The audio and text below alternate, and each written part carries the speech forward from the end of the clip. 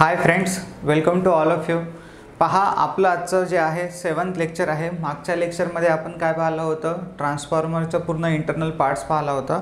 आजच्या लेक्चरमध्ये आपल्याला पूर्ण कंप्लीट ट्रान्सफॉर्मर शिकायचं आहे की जे काही ट्रान्सफॉर्मरचा मेकअप केलेला असतो, म्हणजे तुम्ही पाहिला असेल जसं की त्याला फिन्स वगैरे कॉन्झर्वेटिव्ह टँक वगैरे लागलेले असतात. तर हे का लागलेले आहे, याचे काय रिझन आहे, कोणकोणता कंपोनंट कसा कसा जोडला गेला आहे, स्टेप वाईज शिकणार आहे आपण. आणि याच्यावर भरपूर सारे क्वेश्चन्स पण एक्झाममध्ये विचारला गेला आहे. तर आजचं जे लेक्चर आहे पूर्ण थेरॉटिकल लेक्चर आहे. म्हणजे आपण याच्या अगोदर थोडा मॅथमॅटिकल पार्ट्स पाहिला, आज पूर्ण थेरॉटिकल पार्ट्स आहे आणि याच्यानंतर पण आता मॅथमॅटिकल पार्ट्स येणार, ज्याच्यामध्ये आपल्याला फेजर डायग्राम वगैरे शिकायच्या आहेत. पहा, तसंच टॉपिक जो आहे आपण अर्धा ह्याच्यामध्ये लॉसेस वगैरे पाहिलं होतं. आता हे जे ट्रान्सफॉर्मर आहे पहा, इथे आपल्याला एक ट्रान्सफॉर्मर दिसतो आहे. हा ट्रान्सफॉर्मर कुठे पाहिला असेल तुम्ही, एवढा मोठ्या आकाराचा?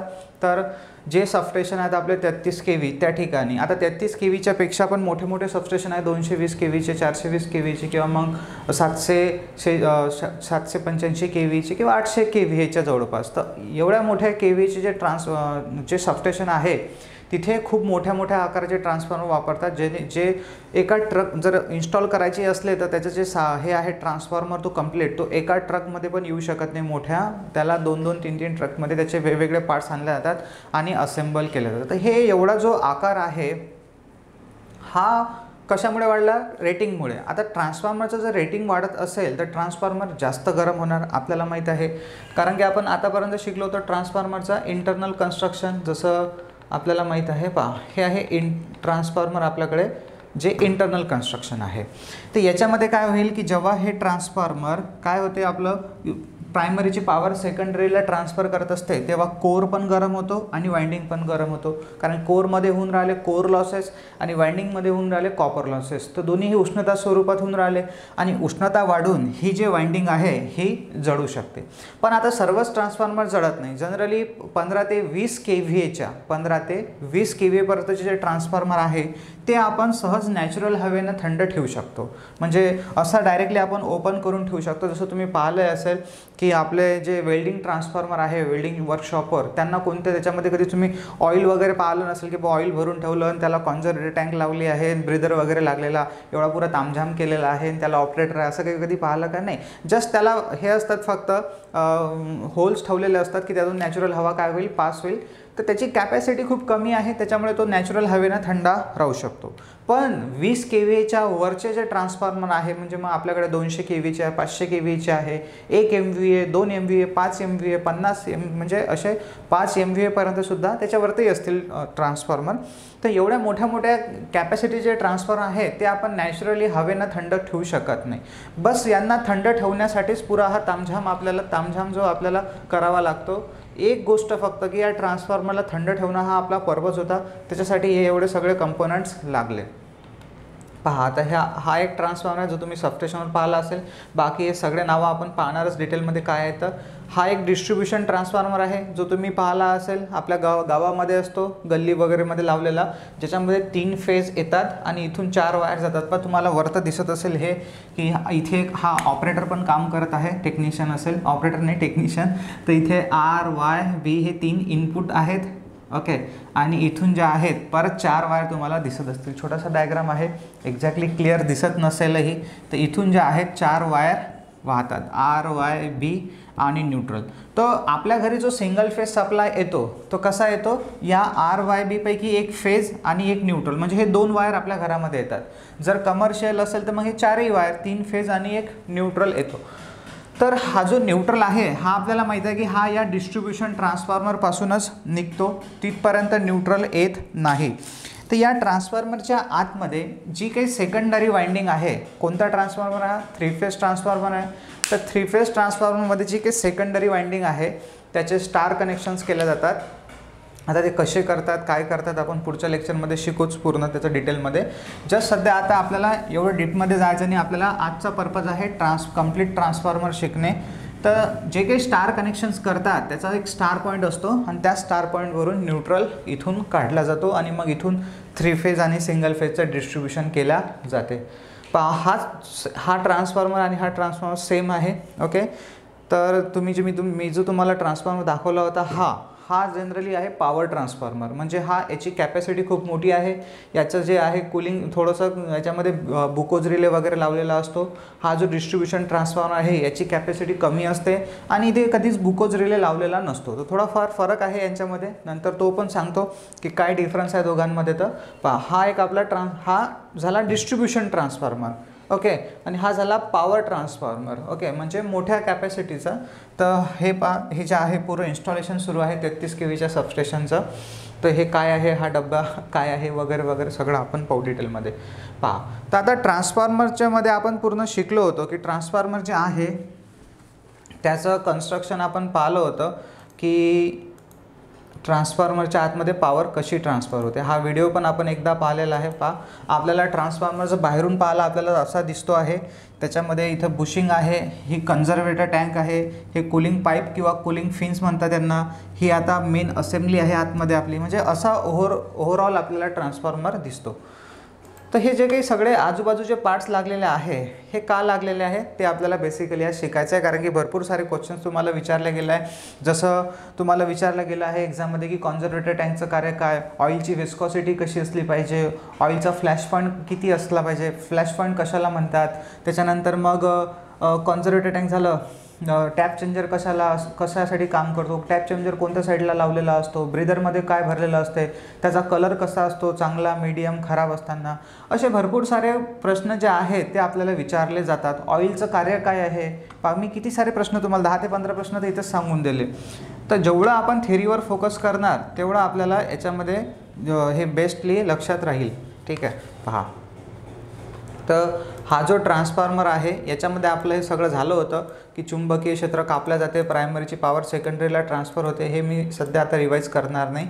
आपल्याला हे सगळं वाइंडिंगचे वगैरे प्रकार झाले आहे. पहा, तर आता हे जे ट्रान्सफॉर्मर आहे, पहा इथे दिसते तुम्हाला 3 फेज ट्रान्सफॉर्मर आहे. आतमध्ये तुम्हाला थोडंसं वाइंडिंग, एक आतमध्ये वाइंडिंग दिसत आहे म्हणजे, आणि एक बाहेर आहे. बाहेर टोटली रेड आहे आणि खाली जे आतमध्ये जे आहे ते थोडीशी ब्राऊन कलरची आपल्याला दिसत आहे. तर इथे पहा, हे जे बाहेरची वाइंडिंग आहे ही आहे ST वाइंडिंग. आपल्याला माहिती आहे बाहेर नेहमी ST वाइंडिंग असते, आतमध्ये LT वाइंडिंग असते. तर जे काही असेल हा step up step down transformer, त्याच्यानुसार त्याचे स्टार किंवा डेल्टा कनेक्शन्स केले जातात. ते कनेक्शन्स पण मी सांगणार नाही आता सध्या. तर हे पहा, हा जेव्हा ट्रान्सफॉर्मर, आता आपण याचे जे वायर्स आहे हे वायर जेव्हा आपण बाहेर काढू टँकमधून, तर तेव्हा आपण हे वायर त्या टँकला होल मारूनच काढावे लागतील. पण काय होईल की हे वायर इन्सुलेटेड पण असतात, चला ठीक आहे, पण हे चांगल्या प्रकारे इन्सुलेटेड नाही राहू शकत. त्याच्या होलमधून जेव्हा आपण वायर बाहेर काढणार तर याच्यावरचं इन्सुलेशन कट होऊन हे वायर त्या टँकला टच होण्याची शक्यता असते. आणि एक होलमधून काढताना पॅक पण नाही राहणार ते होल. म्हणून मग काय होते की हे जे वायर्स आहेत वाइंडिंगचे हे या बुशिंग मार्फत, पहा इथं आपल्याला 4 बुशिंग दिसतात. 4 बुशिंग कशासाठी आहेत, ह्या 3 फेजच्या 3 बुशिंग आणि 1 बुशिंग जे आहे ते न्यूट्रलची आहे. याच्यानंतर 3 आणखी बुशिंग येतील ST साठी, ज्या याच्यापेक्षा आकाराने मोठ्या असेल. तर इथे पहा आपल्याला हे तुम्हाला दिसते इथं स्टार कनेक्शन्स केलेले आहे. पहा, हे जे आहेत ना 3 वायर वरचे रेडवाली वाइंडिंग आहे, या रेडवाल्या वाइंडिंगला 3 बुशिंग लावलेलं म्हणजे RYB. आणि एक खाली पहा 1 2 3, ओके, याचे जे 3 एंड आहेत हे तिन्ही एंड एका वायरनं आपण शॉर्ट केले किंवा एका लिंकने शॉर्ट केले, म्हणजे याला म्हणतो आपण स्टार पॉईंट. आणि इथूनच पहा हा न्यूट्रल बाहेर काढला. तर हा जो आहे राईट साईडचा तो न्यूट्रल आहे. ट्रान्सफॉर्मरमध्येही लक्ष ठेवजा, पेपरमध्ये तर नाही विचारला गेला आहे पण इंटरव्ह्यूमध्ये तुम्हाला विचारेल, म्हणजे जर वायवा झाला तर इस्रो वगैरेमध्ये की ट्रान्सफॉर्मरमध्ये न्यूट्रल कोणत्या साईडला असतो, तर नेहमी राईटला साईडला असतो हे सांगायचं आपण फ्रंट साईडने ट्रान्सफॉर्मरच्या. तर त्याच्यानंतर पहा, आता हे जे असेंब्ली आहे हे आपण कशावर गुंडाळतो, पूर्ण आपल्या कोअरवर. एक सेकंड, पहा हा आपला आहे कोर. आपण शिकलो होतो सगळं लॅमिनेटेड कोर बनवतो, E टाईप I टाईप वगैरे, त्याच्यापासून आपण core type shell type transformer बनवतो. हा ट्रान्सफॉर्मर सगळ्यांना ओळखता येतो ना, कोणता आहे तर, ओके, जो इथे मी दाखवलेला आहे. कोणत्या टाईपचा ट्रान्सफॉर्मर आहे हा, कोर टाईप. कारण की इथे वाइंडिंग बाहेर लागलेली आहे. टेक्निकली जर म्हटलं तर winding around to the core, हे पण त्याची डेफिनेशन आहे. बस, आता इथून आपलं आजचं लेक्चर सुरू होईल. काय होते की जेव्हा आपण प्रायमरीला सप्लाय देतो तेव्हा सेकंडरीपासून सप्लाय मिळते, तेव्हा काय म्हटलं होतं मी तुम्हाला, कोर पण गरम होते आणि वाइंडिंग पण गरम होते, लॉसेस होतात. त्या लॉसेसमुळे काय तयार होईल, हीट. ते हीट एवढी तयार होईल, जर मोठ्या कॅपॅसिटीचा ट्रान्सफॉर्मर असेल तर 20 kVच्या वरचा, ओके, मी काय म्हटलं तुम्हाला, 15 ते 20 केव्हीचे जे ट्रान्सफॉर्मर्स आहे ते नॅचरली हवेने थंड राहू शकतात. जे काही वातावरणातली हवा आहे, म्हणजे तुम्हाला फॅन वगैरे पण लावायची गरज नाही आहे, नॅचरली थंड राहू शकतात. तुम्ही फॅन लावला तर थोडी आणखी कॅपॅसिटी वाढून जाईल, पण खूप मोठे, समजा 50 केव्हीच्या वरचे घ्या. आता वेगवेगळ्या पुस्तकामध्ये वेगवेगळे केव्ही दिलेले आहेत. ओके, तर खूप, म्हणजे आपण एक आकडा पकडा की 15 ते 20 केव्ही आहे. तर 15 ते 20 केव्हीच्या वरचे जे ट्रान्सफॉर्मर आहे ते आपण नॅचरली हवेनं थंड ठेवू शकत नाही. त्यांना थंड जर ठेवायचं असेल तर स्पेसिफिकली आपल्याला काहीतरी वापरावं लागेल. सर घ्या ना पाणी, द्या टाकून. ओके, कारण आम्हाला माहीत आहे कोणती गोष्ट गरम झाली तर पाणी आम्ही त्याच्यावर टाकतो, पण इथे आपल्याला पाणी जमेल का तुम्हालाही माहिती आहे. इथे पाणी जमणार नाही, कारण की पाणी आहे कंडक्टर, आणि कंडक्टर आहे तर ते शॉर्ट सर्किट होणार. बरं, तर आपल्याला माहीत आहे ऑइल, जसं आपण गाड्यांमध्ये ऑइल यूज करतो लुब्रिकेशनसाठी पण आणि हीट पण कमी करण्यासाठी, तसंच इथे पण शास्त्रज्ञांनी ऑइल वापरलं. हे जे वापरण्यात येणारं ऑइल असते हे नॅचरल ऑइल आहे. याच्यावर पण प्रश्न विचारला गेला आहे की याचं नाव काय आहे. याला तसं तर बाजारामध्ये ट्रान्सफॉर्मर ऑइल म्हणूनच ओळखले जाते, पण हे क्रूड ऑइल किंवा नॅचरल ऑइल म्हणून याला म्हणतो आपण. खूप पातळ असलं पाहिजे ट्रान्सफॉर्मर ऑइल जे आहे ते, खूप पातळ असलं पाहिजे. याची जी विस्कॉसिटी आहे, विस्कॉसिटी म्हणजे चिकटपणा, तो पण खूप कमी असला पाहिजे. तुम्ही गाडीमध्ये वापरण्यात येणारं ऑइल पहा, थोडंसं चिकट असते. ओके, आणि आपण याच्यामध्ये जेव्हा ट्रान्सफॉर्मरमध्ये ऑइल वापरतो ते खूप पातळ असते. ओके, म्हणजे आपल्याला फरक पण ओळखता येणार नाही की कोणतं पाणी आहे आणि कोणतं ऑइल आहे, आणि पूर्ण पांढरं असते, असा कलर वगैरे नाही. तर हे समुद्रामधून जे काही ऑइलचे साठे आहेत त्याच्यामधूनच काढले जाते. थोडीशी प्रोसेस करतात, जास्त प्रोसेस त्याच्यावर केली जात नाही. तर पहा आता काय होईल की हे ऑइलनं, हे जे आहे याची उष्णता हे कमी होऊ शकते. कसं काय, याच्यावर ऑइल टाकल्यानं ऑइल काय करेल, ते उष्णता शोषून घेईल. पण आपण याच्यावर बकेटनं ऑइल तर नाही टाकू शकत ना, मग्यानं. तर अशासाठी तर मग आपल्याला 10-12 माणसंच लागतील दिवसभरातून याला ऑइल टाकण्यासाठी. खालचं ऑइल परत जमा करा, परत वरतून टाका, असा तर कार्यक्रम भाऊ जमू शकत नाही. ठीक आहे, मग काय करावं लागेल आपल्याला, या पुऱ्या मेन असेंब्लीला ऑइलमध्ये बुडवून ठेवावं लागेल. बरोबर, मग आता ऑइल बुडवून ठेवण्यासाठी आपल्याला टँक लागेल बाहेरची. म्हणजे एक गोष्ट आपल्याला गरज पडली, मेन टँक. तर आपण इथं घेतो आता मेन टँक. ठीक आहे, तर ही जी आहे इथे पहा, आता काय केलं यांनी, एक सेकंड, हे पहा, ही काय निघून राहिली, हीट. आणि ही हीट आपल्याला बेसिकली काय करायची आहे, रिड्यूस करायची आहे. कारण ही हीट अशीच वाढत राहिली तर आपल्या ट्रान्सफॉर्मरचा सत्यानाश झाल्याशिवाय राहणार नाही. तर पहा यांनी काय केलं आहे, अरे आपला व्हिडिओ समोर गेला, एक सेकंड. ही जी काही असेंब्ली आहे पूर्णच्या पूर्ण, ही एक टँक घेतली आणि त्या टँकमध्ये ऑइल भरलं आणि त्या ऑइलमध्ये फिट केली. पहा तुम्हाला दिसते आहे इथे ही टँक आहे, आणि या टँकमध्ये हे ऑइल फिल केलं. आता ऑइल फिल केल्यानंतर काय होईल, ऑइल काय करेल, जसं जसं ट्रान्सफॉर्मरची ही असेंब्ली गरम होईल तसं ते ऑइल उष्णता शोषून घेईल कन्व्हेन्शन प्रोसेसने, आणि ऑइल स्वतः गरम करेल. म्हणजे एवढं दयावान ऑइल आहे की ऑइल स्वतः गरम होते आणि त्याला थंड ठेवते. कोणाला, या वाइंडिंगला आणि या कोरला थंड ठेवते. कोण, ऑइल. आता ऑइल टाकण्याचं कारण काय आहे, एक्झाममध्ये तेच विचारलं जाते तुम्हाला की ट्रान्सफॉर्मरमध्ये जे आपण ऑइल वापरतो त्याचं पर्पज काय आहे, म्हणजे रिझन काय आहे, कार्य काय आहे. तर पहिलं कार्य आहे त्याचं असं आहे की ट्रान्सफॉर्मरला थंड ठेवणे. ओके, म्हणजे ट्रान्सफॉर्मर थंड राहायला पाहिजे, हे त्याचं मेन एक कारण आहे. दुसरं म्हणजे ट्रान्सफॉर्मर ऑइल जे आहे ते पातळ असते. तर पातळ असल्याकारणानं ते या गॅपमध्ये शिरणार. म्हणजे कोणामध्ये, कोरमध्ये आणि या वाइंडिंगमध्ये. तर कोरमध्ये आणि वाइंडिंगच्या गॅपमध्ये शिरल्याच्या कारणानं इन्सुलेशन असते तिथं, पण तरीही पातळ असल्याच्या कारणानं शिरते, म्हणजे आत जाते. आणि त्याच्यामुळे काय होते की जे ऑइल आहे ते एक इन्सुलेशनचं पण काम करते. कोणामध्ये, कोरमध्ये आणि वाइंडिंगमध्ये. तर ट्रान्सफॉर्मर ऑइलचे 2 कार्य आहे. हे सर्व जे काही आहे आजचं लेक्चर हे इथंच पाठ झालं पाहिजे भाऊ. याला कोणता वेगळा वेळ द्यायची गरज नाही आहे. ओके, कारण की तुम्ही सगळं, मी हा जो टॉपिक आहे हा मला डायरेक्टली कंप्लीट डायग्राम दाखवून पण सांगू शकलो असतो, पण आपल्याला असा शिकायचा आहे की जस्ट बाय एक कंपोनंट कसा ॲड होत गेला, का याला, म्हणजे का हे मेन टँक का आली, काय प्रॉब्लेम झाला असेल ती ही टँक आली, का हे वरचं झाकण आलं, का बुशिंग आले. जेव्हा तुम्हाला या सर्वांचे रिझन्स माहीत असतात ना, तेव्हा ती गोष्ट तुम्ही कधीच विसरत नाही. तर पहिलं कारण कळलं तुम्हाला, मेन टँक का आली, कारण की आपल्याला मेन असेंब्लीला ऑइलमध्ये बुडवून ठेवायचं होतं. ऑइल का आलं कळलं, कारण की आपल्याला ट्रान्सफॉर्मरला थंड ठेवायचं होतं. नंतर लिहून देतो मी सगळं तुम्हाला, ह्याचे जे काही स्पेसिफिकेशन, ऑइल वगैरेचे काय गुणधर्म असायला पाहिजे. सध्या काहीच लिहू नका, सध्या फक्त व्यवस्थित ऐका. दुसरं, या ऑइलचं मी तुम्हाला काम सांगितलं की हे ऑइल काय काम करून राहिलं, ही जी उष्णता आहे कोरची आणि वाइंडिंगची ही स्वतः शोषून घेते आणि स्वतः ऑइल काय होते, गरम होते. पण आता काय होते माहिती आहे काय, ऑइल आपण टाकल्यानं ट्रान्सफॉर्मर बऱ्यापैकी थंड राहून राहिला, पण आपला प्रॉब्लेम काय झाला, प्रॉब्लेम असा झाला की आपण या ट्रान्सफॉर्मरला थंड ठेवण्यासाठी ऑइल आणलं, पण आता ऑइलच गरम होऊन राहिलं.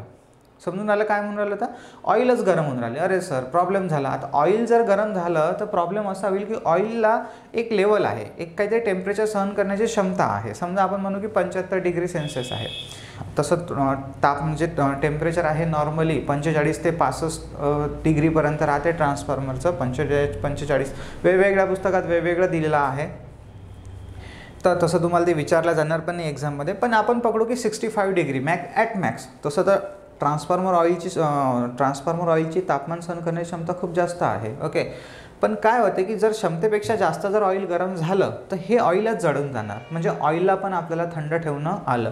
मग सर आता ऑइलला कसं काय थंड ठेवता, मग ऑइलला का बाहेर काढता प्रत्येक वेळेस आणि मग थंड झाल्यानंतर परत टाकता, एवढा तामझाम पण आपण करू शकत नाही. तुम्हाला माहिती आहे आपल्याकडे काय सिच्युएशन आहे ट्रान्सफॉर्मरची, एकदा लावली की बिचाराचा जीव जायपर्यंत तिथं कोणताच ऑपरेटर येऊन पाहत नाही. माहिती आहे तुम्हाला, कधीच आपण त्या ट्रान्सफॉर्मरचं ऑइल लेवल चेक करत नाही आपल्या घराजवळच्या. हां, सबस्टेशनवरची थोडी चेक केला जाते, तो महत्त्वाचा ट्रान्सफॉर्मर असतो, तो सगळ्याचा थोडासा बाप असतो. हा तर नाही आहे ना बिचारा, हा बंद पडला तर काय होईल, एखाद्या गल्लीमधली लाईन बंद होणार, गल्लीतलेच लोक चिल्लावतील.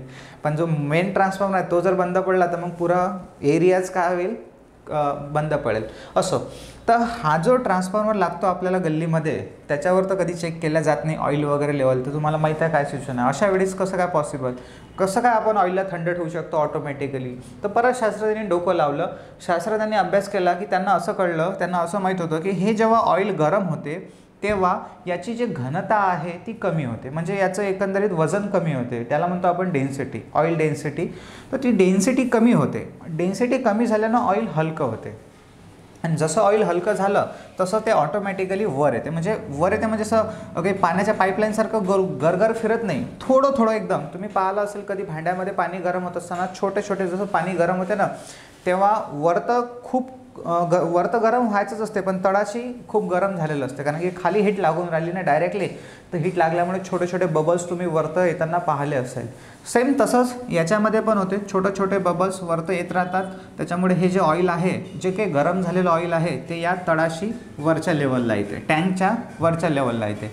मग आता त्यांना कळलं, तर त्यांनी डोकं लावलं की आपण काय करू, हे जी मेन टँक आहे याला बाहेरून पाईप लावू किंवा मग फिन्स लावू. आता पहिले त्यांनी पाईप लावले. आता इथे तर हे जे आहे हे फिन्स आहे, पहा इथे लिहिलं आहे रेडिएटर फिन्स, म्हणजे पाईप आहे आणि पाईप नंतर त्याला असे पातळ काय आहेत, रेडिएटर आहे पोकळ, आणि परत खाली पाईप आहे, आणि खाली आणि वरतं हे पाईप जे आहे दोन्ही साईडनं आपल्या मेन टँकला जोडलेले आहे.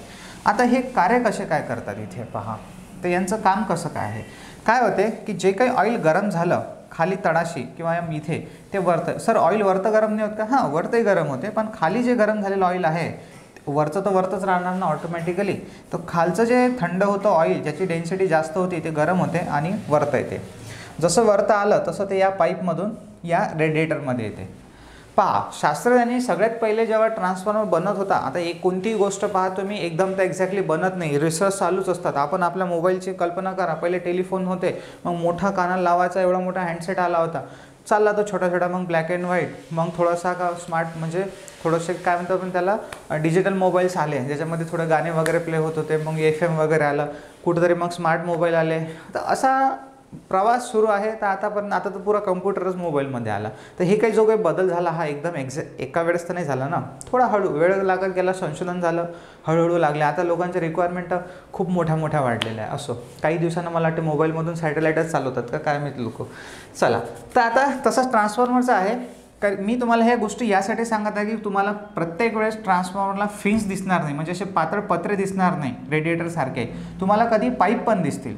तर पाईप आणि फिन्समध्ये काय फरक आहे हा डिफरन्स सांगत आहे. इथे पाईप पण लावले असते तर चालले असते, आपण या ठिकाणी पाईप जोडले असते तरी चाललं असतं, पण पाईप जोडल्यानं काय झालं असतं की कसं होते, हे जे ऑइल आहे गरम झालेलं ऑइल हे या पाईपमधून खाली येते, या पाईपमधून इथून खाली येते. जसं मी तुम्हाला मला वाटते मागच्या याच्यामध्ये दाखवलं आहे, हे इथं नाही, इथे पाईप नाही आहे. चला ठीक आहे, इथेच पाहून घ्या. तर काय होते, हे जे काही रेडिएटर आहे याचा आकार जेवढा मोठा तेवढं ऑइल लवकरात लवकर काय होईल, थंड होणार. जसं आपल्याला एक सेकंड.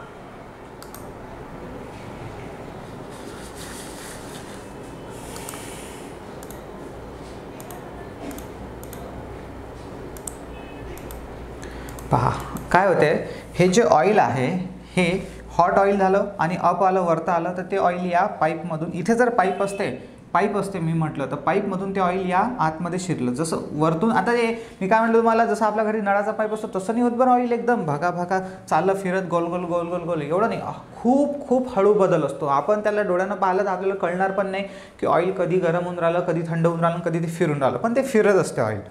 तर हे जे हॉट ऑइल आहे हे या पाईपमधून येणार आणि खाली परत बाहेरची जे काही हवा आहे त्याने ते थंड होणार.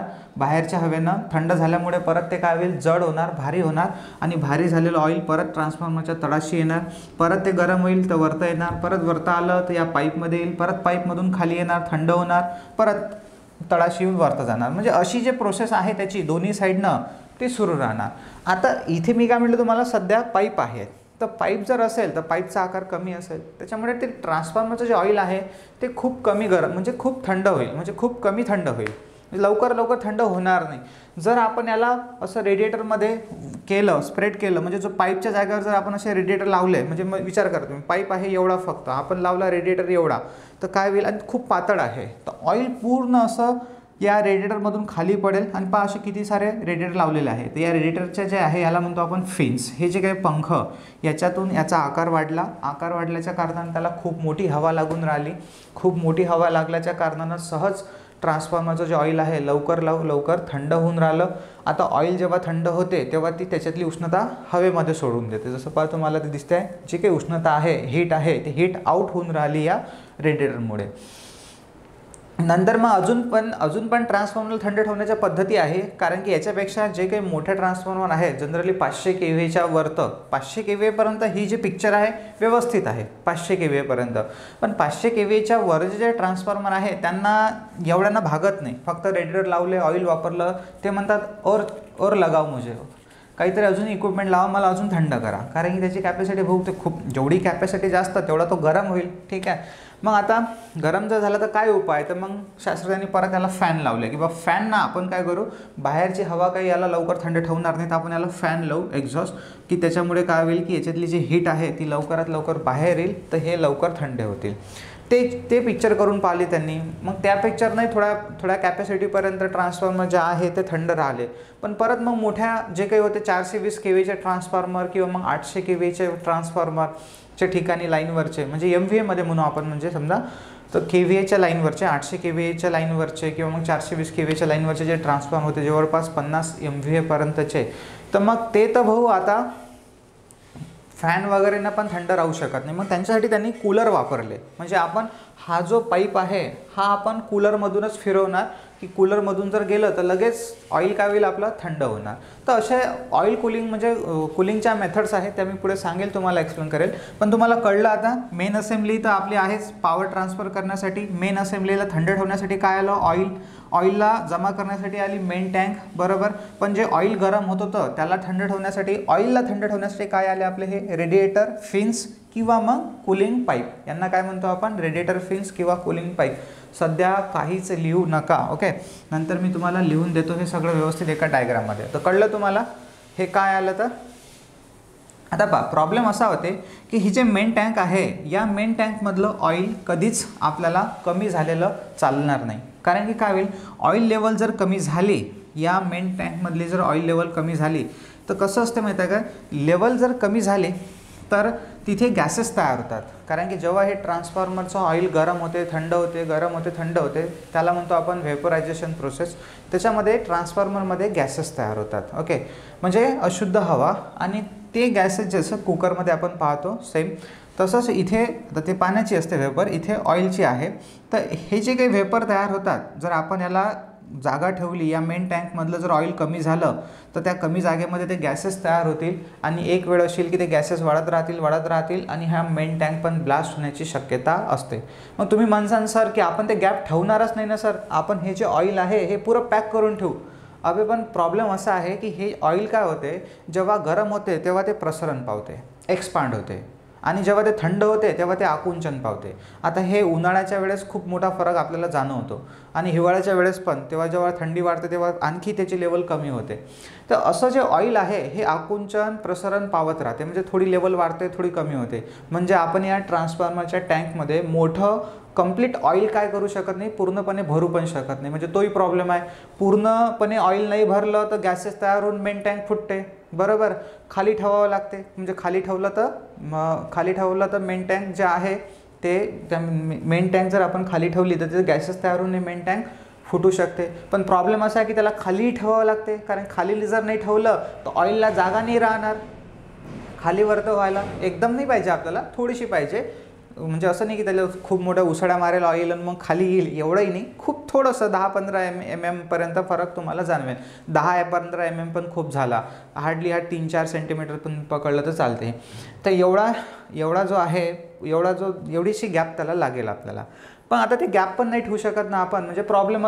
मग सर काय करायचं पहा. तर याच्यासाठी उपाय असा आहे, शास्त्रांनी असं डोकं लावलं की काय करू आपण, या मेन टँकच्या वरतं एक छोटीशी टँक लावणार आणि त्या टँकमध्ये ऑइल भरून ठेवू आणि त्या टँकला जे आहे थोडंसं खाली ठेवू.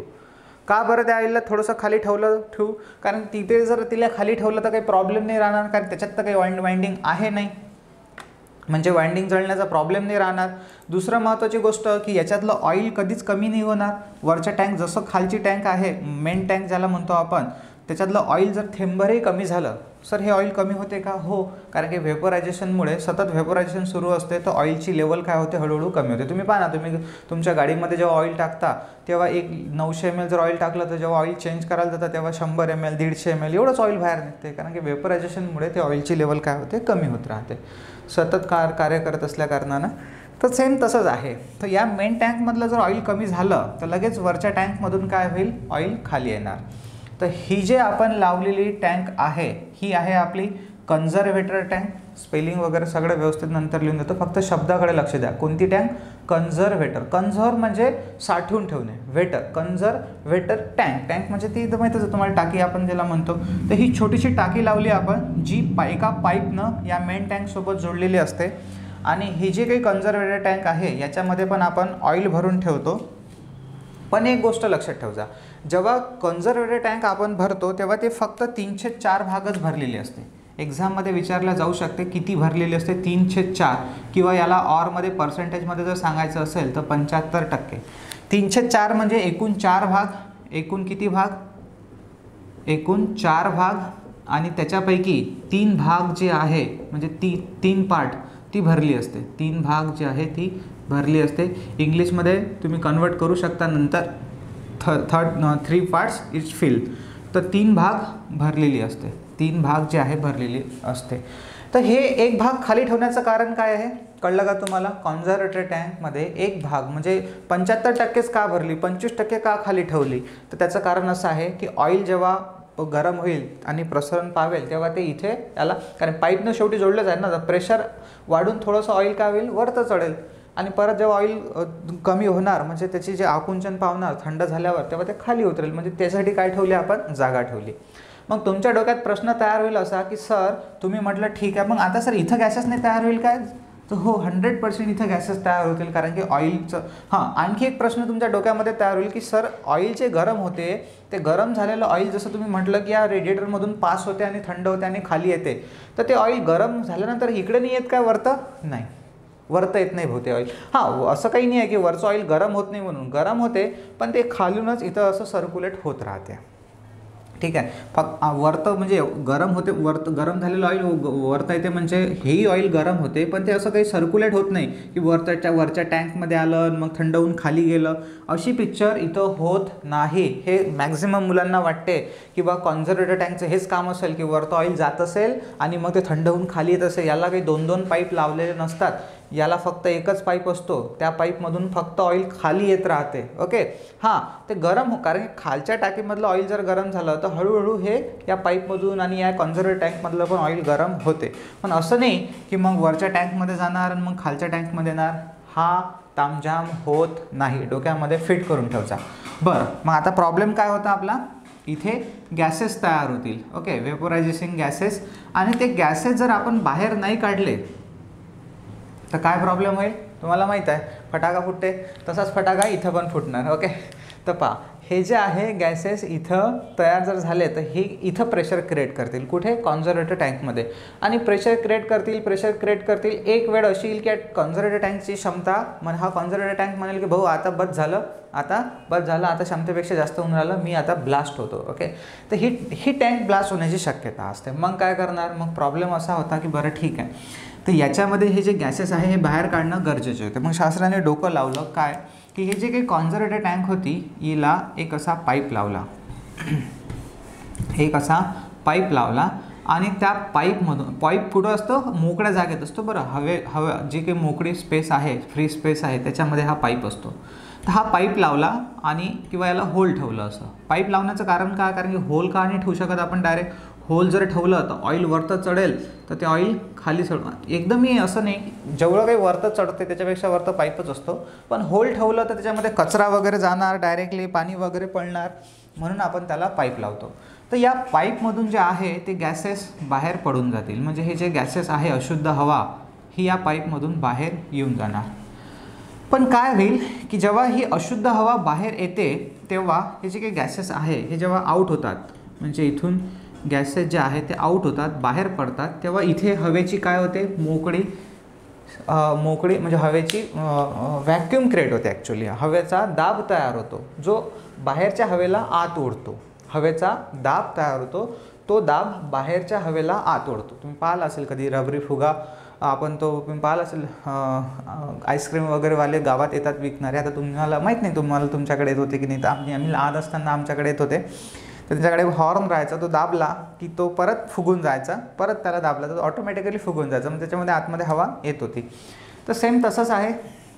जनरली पंच सारखा जो आहे तो भाग, म्हणजे तुम्ही पाहिला असेल फुगा, तर इथे जे आहे याच्यातली जशी हवा आउट झाली तशी इथे व्हॅक्यूम क्रिएट होते, आणि हे व्हॅक्यूम काय करते? बाहेरची हवा आत ओढते.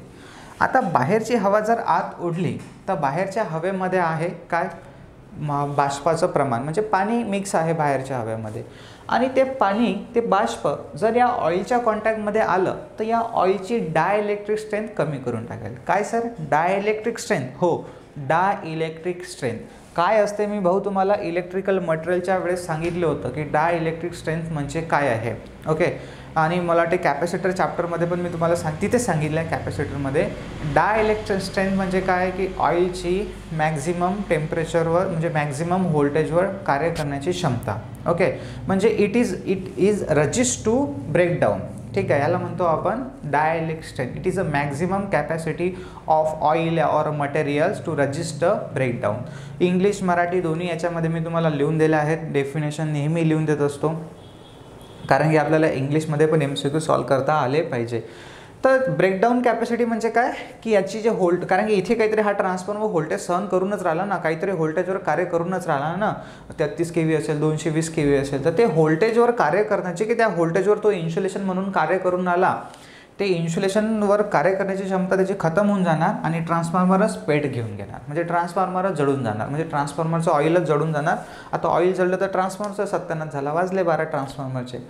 तर काय होईल की हे कोणामुळे झालं? हे बाष्प, जे पाण्यातले पाणी होतं, बाष्प होतं, ते या ऑइलच्या कॉन्टॅक्टमध्ये आल्याच्या कारणानं. म्हणजे प्रॉब्लेम असा होता की हवा गेली पाहिजे आतमध्ये पण बाष्प नाही गेलं पाहिजे. मग आता काय करावं लागेल सर की बाष्पच गेलं नाही पाहिजे, ऑइलच गेलं पाहिजे. तर मग आपल्याला काही डोकं लावायची गरज नाही, हे सगळं सायंटिस्ट लोकांनी लावलेलं आहे ऑलरेडी. तर त्यांनी हा पाईप पण असा सरळ नाही ठेवला, या पाईपला पण थोडं बेंड केलं. पाईपला बेंड करण्याचं कारण का की डायरेक्टली हवा वगैरे याच्यामध्ये शिरणार नाही, पाणी वगैरे शिरणार नाही, म्हणून त्यांनी याला बेंड लावलं. छोट्या छोट्या गोष्टीमध्ये पाकीत त्यांनी बदल केला आणि त्यांनी इथं एक असा डब्बा लावला, असं म्हणू आपण. त्यांनी एक असा बॉक्स इथे क्रिएट केला, नंतर मी तुम्हाला दाखवतो. आणि याच्या खाली तळाशी इथे ऑइल असते, इथे जे आहे हे ऑइल भरलेलं असते, आणि वरचा जो भाग आहे हा इथे त्रुटीसारखे तुम्ही खडे पाहिले असेल, इंग्लिशमध्ये काय म्हणतात मला माहीत नाही त्रुटीला. तर हे जे आहे खडे हे कशाचे असतात? हे असतात सिलिका जेलचे. सिलिका जेल आणि कॅल्शियम क्लोराईड याचे हे खडे असतात. ओके, जे सॉलिड स्वरूपात असतात. आता हे खडे काय काम करतात? ओके, हे भरण्याचं कारण काय आहे या बॉक्समध्ये, या छोट्याशा टँकमध्ये, किंवा मग याच्या ब्रीदरमध्ये, याला म्हणतो आपण ब्रीदर. ब्रीदर का म्हणतो आहे आपण याला, याचं नाव काय आहे ब्रीदर, याचं नाव कारण ब्रीदर. ठीक आहे, याला ब्रीदर म्हणण्याचं कारण काय, जसं आपलं नाक जे आहे हे ब्रीदिंगचं काम करून राहिलं, बरोबर. कार्बन डायऑक्साईड घेते आणि ऑक्सिजन सोडते, बरोबर ना. लक्षात ठेवजा, उलटं बोललो आहे मुद्दामून. कारण हे मुद्दामून उलटं व्हायच्यासाठी बोललं आहे की तुम्ही लगेच ऑब्जेक्शन घेता की सर तुम्ही उलटे बोलले, तुम्हाला हेही माहीत नाही का. असो, तर मला एवढं माहीत आहे.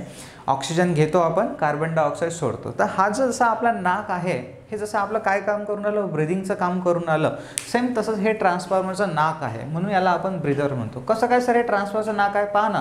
अशुद्ध हवा कुठं गेली, बाहेर निघून गेली. आता ही जी अशुद्ध हवा आहे ही या ब्रीदर थ्रू काय निघेल, बाहेर निघून जाणार. अशी अशुद्ध हवा जी आहे ती बाहेर निघून जाणार. पण जशी अशुद्ध हवा बाहेर निघाली तशीच तिथं काय होईल, हवेची पोकळी तयार होणार. ती हवेची पोकळी बाहेरच्या हवेनं भरली जाणार, म्हणजे बाहेरची हवा आता आतमध्ये जाणार.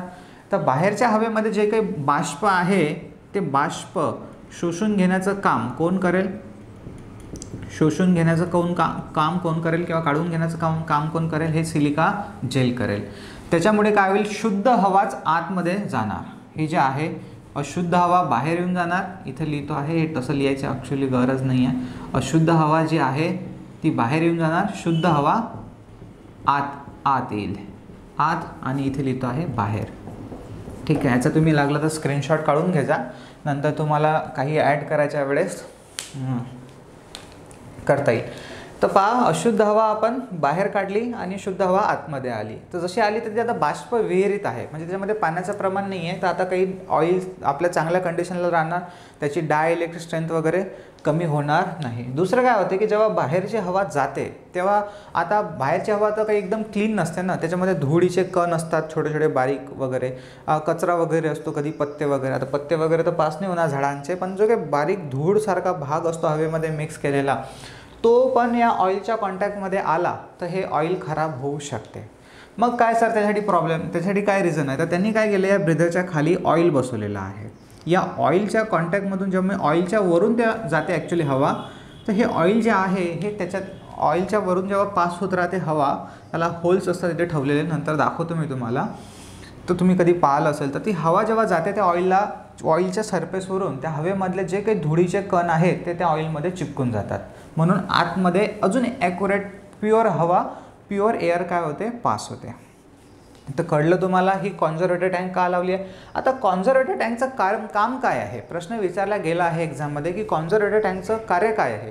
तर कॉन्झर्वेटिव्ह टँकचं कार्य आहे मेन टँकला कंटिन्युअसली ऑइल सप्लाय पुरवणे. ओके, ऑइलचा सप्लाय पुरवणे. जसं ऑइल लेवल कमी झाली मेन टँकमधली, तसंच कॉन्झर्वेटिव्ह टँक काय करते, आपल्या थोडीशी लेवल खाली करते. म्हणजे वरचं जे ऑइल आहे डायरेक्टली आता वरतं आहे ना, त्याच्यामुळे ग्रॅव्हिटेशनल फोर्समुळे ऑइल काय होईल, खाली येणार जस्ट. आणि आता बारीक सारीक प्रश्न लक्षात ठेवजा, 3/4 भरलेली असते, एक भाग खाली ठेवलेला असतो. एक भाग का खाली ठेवला असतो लक्षात ठेवा, इथले इथंच पाठ झालं पाहिजे आणि खूप सोपं आहे ते. एक भाग खाली ठेवण्याचं कारण काय, ऑइलला चढण्यासाठी आणि उतरण्यासाठी, म्हणजे प्रसरण पावण्यासाठी आणि आकुंचन पावण्यासाठी जागा भेटली पाहिजे.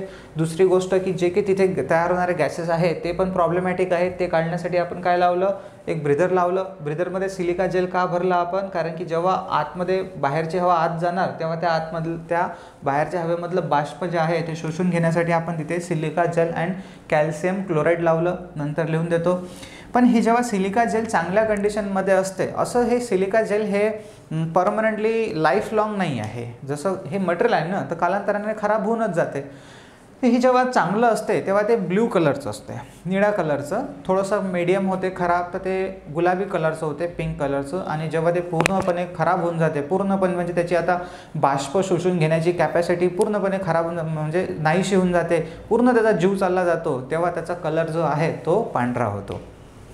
ओके, आणि तुम्हाला माहीत आहे आपल्या गल्लीमध्ये किंवा आपल्या गावामध्ये जे काही राहतात त्यांनी आपल्या ट्रान्सफॉर्मरकडे पाहा जा, तुम्हाला त्या ब्रीदरमधलं जे सिलिका जेल असेल ते पूर्ण पांढरं दिसेल. ओके, तुम्हाला कधी जाणवलंच नसेल की सिलिका जेल कधी ब्ल्यू कलरचं पण असते. असो, तर कारण की भाऊ जेव्हा तो ट्रान्सफॉर्मर फिट झाला असेल इथून 10-15 वर्षा अगोदर, काही तर 50 वर्ष अगोदर फिट झालेले आहे. ठीक आहे, नॉर्मल फॉल्ट आले असेल तर त्यांनी ते केले असेल. आता काही असं नाही की ट्रान्सफॉर्मरमध्ये फॉल्ट येतच नाही म्हणून, तरी 10-15 वर्ष पकडू आपण. तर तेव्हा जर तो झाला असेल आणि तिथून जर त्या ट्रान्सफॉर्मरमध्ये काही फॉल्टच आला नसेल आलाही असेल तर बाहेरच आला असेल कधी बुशिंग वगैरेमध्ये किंवा ह्याच्यामध्ये, तर तुम्ही पहा त्याचं सिलिका जेलचा कलर जो आहे तो जसंच्या तसं म्हणजे पांढरा आहे तर पांढराच राहणार, काही घेणं देणंच नाही, जळण त्या दिवशीच आपण त्याला खाली उतरवू. एवढं बिचारा सिलिका जेलचं नशीब खराब आहे असो, तर हे कधी बदलवल्या जात नाही. पण सबस्टेशनवर मात्र जे आहे तिथे याला बदलवणं खूप गरजेचं आहे, कारण की त्याची कॉस्ट खूप महत्त्वाची असते ना. तर कळलं तुम्हाला मेन टँक का आली, हे रेडिएटर का आले आणि हे कन्झर्वेटर टँक का आली. आता हे कन्झर्वेटर टँकमध्ये किती ऑइल भरलेला आहे याच्यासाठी एक ग्लास लावलेला असतो. त्या ग्लासमध्ये आपण पाहू शकतो, जसं तुम्ही पाहिलं असेल बाईकला पण छोट्याशा कधी आता काही बाईकला एक होल असते, तर काच लावलेला असतो. त्या काचेमध्ये आपण पाहू शकतो की गाडीमध्ये आपल्या बाईकमध्ये ऑइल लेवल काय आहे. तसंच इथे ऑइल लेवल इंडिकेटर आहे. इंडिकेटर आहे म्हणजे काय, एक छोटासा काच आहे, त्या काचेवर खुणा आहेत, स्केल आहे, आणि त्या स्केलवरून आपण ओळखतो की ट्रान्सफॉर्मरमध्ये किती ऑइल आहे. जे काही मार्किंग केलेली आहे ते ओव्हरऑल कॅपॅसिटीनुसारच केलेली असते, त्याच्यामुळे आपण चेक करतो. जसं काही आपल्याला दिसलं की बा लेवल खाली आहे तर आपण इथून याला इनलेट आहे, इथून आपण याला ऑइल टाकू शकतो. याला एक प्रेशर व्हेंट पण असतो, म्हणजे प्रेशर व्हेंट म्हणजे जसं कुकरला शिट्टी असते तसंच याला ती कुकरची शिट्टी म्हणजे प्रेशर व्हेंट आहे. जसं प्रेशर वाढलं तसं ती ओपन होते, जर ती ओपन नाही झाली तर आपण ओपन होतं. सेम तसंच इथं आहे, इथं पण एक प्रेशर व्हेंट असते, ती जर ओपन झाली तर ठीक आहे, ओपन झाली तर ठीक आहे, कारण की ती ओपन केव्हा होणार, समजा काही ब्रीदरमध्ये प्रॉब्लेम आला, खूप ट्रान्सफॉर्मर जळला आणि मोठ्या प्रमाणात धूर तयार झाला, तर अशा वेळेस ती प्रेशर व्हेंट ओपन होते, तेव्हा ही कॉन्झर्वेटर टँक ब्लास्ट होण्यापासून वाचते. तर त्याला एक प्रेशर व्हेंट पण लावलेला असतो आणि इथे हे ऑइल लेवल इंडिकेटर पण असते. आता काय होते, हे जे वरतं तुम्ही लावलेले दिसून राहिले आहेत हे आहेत बुशिंग. ॲक्च्युली या व्हिडिओमध्ये काही व्यवस्थित नाही आहे. हे इथं पहा, यांनी हे लहानवाल्या आकाराचे असेल LT बुशिंग, आणि हे जे काही मोठ्या आकाराचे आहेत हे आहेत ST बुशिंग. पण STला मोठा याला न्यूट्रल लावायची आवश्यकता नव्हती ना, कारण की इथे थोडंसं या व्हिडिओमध्ये गडबड आहे, तर ते गडबड सोडून द्यायचा. आपण यांना पकडून घ्या ST आणि हे पकडून घ्या LT, आणि इथून हे वायर काढले आपण बाहेर. ते हे वायर काढताना पहा या टँकच्या वरच्या झाकणामधूनच येतील ना, आणि हे झाकण ठेवणं पण गरजेचं आहे. का बरं, नाही तर मग डायरेक्टली कचरा वगैरे पाणी वगैरे ट्रान्सफॉर्मर ऑइलमध्ये शिरून जाणार, ते पॉसिबल नाही. झाकण लावलं तर आपण जर ऑइल जे वायर आहे बाहेर डायरेक्टली काढले तर ते कट होऊन या ट्रान्सफॉर्मर टँकला टच होतील आणि शॉर्ट सर्किट होऊन ट्रान्सफॉर्मरचा सत्यानाश होईल. म्हणून आपण इथे बुशिंग लावले. हे जे बुशिंग आहे हे पोर्सेलिनपासून बनलेले असतात. पुस्तकामध्ये ग्लास पण लिहिलेलं आहे, पण एक्झाममध्ये कधी आलं नाही आहे की ग्लासच्यापासूनही बनलेले असतात, म्हणून नेहमी पोर्सेलिन चिनी मातीपासूनच बनलेले असतात. चिनी माती काय आहे हे पण मी तुम्हाला सांगितलं होतं एकदा. आता पहा काय होते, हा ट्रान्सफॉर्मर एक असा आहे की याची एक कॅपॅसिटी, समजा आता 500 kVAचा आपण ट्रान्सफॉर्मर पकडू, आणि हा गरम होतो आणि त्याच्यामुळे गरम झालेलं ऑइल काय होते, रेडिएटरमध्ये ते थंड होते, व्यवस्थित सगळं सुरू आहे. पण समजा हे कधी नॉर्मल कंडिशनला, एक नॉर्मल वेला, जेव्हा ट्रान्सफॉर्मर अतिक्षमतेपेक्षा जास्त गरम होईल. केव्हा गरम होऊ शकतो अतिक्षमतेपेक्षा जास्त, जेव्हा एखादा काही फॉल्ट आला ट्रान्सफॉर्मरवर. ओके, म्हणजे कुठे काही शॉर्ट सर्किट झालं, कुठे एखादा फेस ग्राउंडला टच झाला, म्हणजे असे फॉल्टचे वेगवेगळे प्रकार आहेत. फॉल्ट झाला तर लगेच जसा फॉल्ट झाला तसं ट्रान्सफॉर्मर शॉर्ट सर्किट झालं ना, शॉर्ट सर्किट झाल्यामुळे करंट वाढेल, करंट वाढल्यामुळे ट्रान्सफॉर्मर एकदम अति हाय लेवलला गरम होण्यास सुरुवात होऊन जाणार. समजा काही ट्रान्सफॉर्मर बाहेर लोड लावला, खूप मोठ्या प्रमाणात काय केलं, लोड लावला, गावातल्या लोकांना वाटलं की आज दिवाळी आहे, असते आपल्याला, तुम्हाला माहीत आहे तिथे लाईटिंग्स वगैरे खूप मोठा काही सिच्युएशनला असतात, खूप मोठा लोड वाढून जातो, आणि उन्हाळ्यात पण तुम्हाला माहीत आहे लोड वाढून जातो. तर लोड जर वाढला तर काय होईल, ट्रान्सफॉर्मरचा करंट वाढेल. ट्रान्सफॉर्मरचा करंट वाढला तर तुम्हाला माहीत आहे कॉपर लॉसेस हे करंटवर डिपेंड आहे, व्हेरिएबल लॉसेस आहे, तर ट्रान्सफॉर्मरची वाइंडिंग आणखी गरम होणार, म्हणजे आणखी उष्णता तयार होईल, आणि अशा वेळेस ट्रान्सफॉर्मरचं ऑइल पण खूप गरम होईल, आणि त्यावेळेस ट्रान्सफॉर्मर जळण्याची शक्यता असते. म्हणून या ट्रान्सफॉर्मरची आणखी विशिष्ट देखभाल करणं गरजेचं असते. तर याच्यासाठी आता हे जे मी बोलत आहे हे सगळं जे ट्रान्सफॉर्मर आपण आपल्या सबस्टेशनवर लावतो 33 kV, मी तुम्हाला दाखवले होते. ओके, त्याच्यासाठी वापरतो. सेफ्टी स्विच एक म्हणजे सेफ्टी रिलेज आपण वापरतो. रिले काय करतो तुम्हाला माहीत आहे, आता आपल्या घरामध्ये आपण आपल्या घराच्या सुरक्षेसाठी, लाईनच्या सुरक्षेसाठी, उपकरणांच्या सुरक्षेसाठी आपण MCB वापरतो, मिनिचर सर्किट ब्रेकर. तर त्याच्यामध्ये पण एक रिले असतो छोटासा. ओके, तो रिले काय करतो किंवा ती MCB काय करते, तर MCB कार्य करते म्हणजे त्याच्या आतमधला तो रिले कार्य करतो.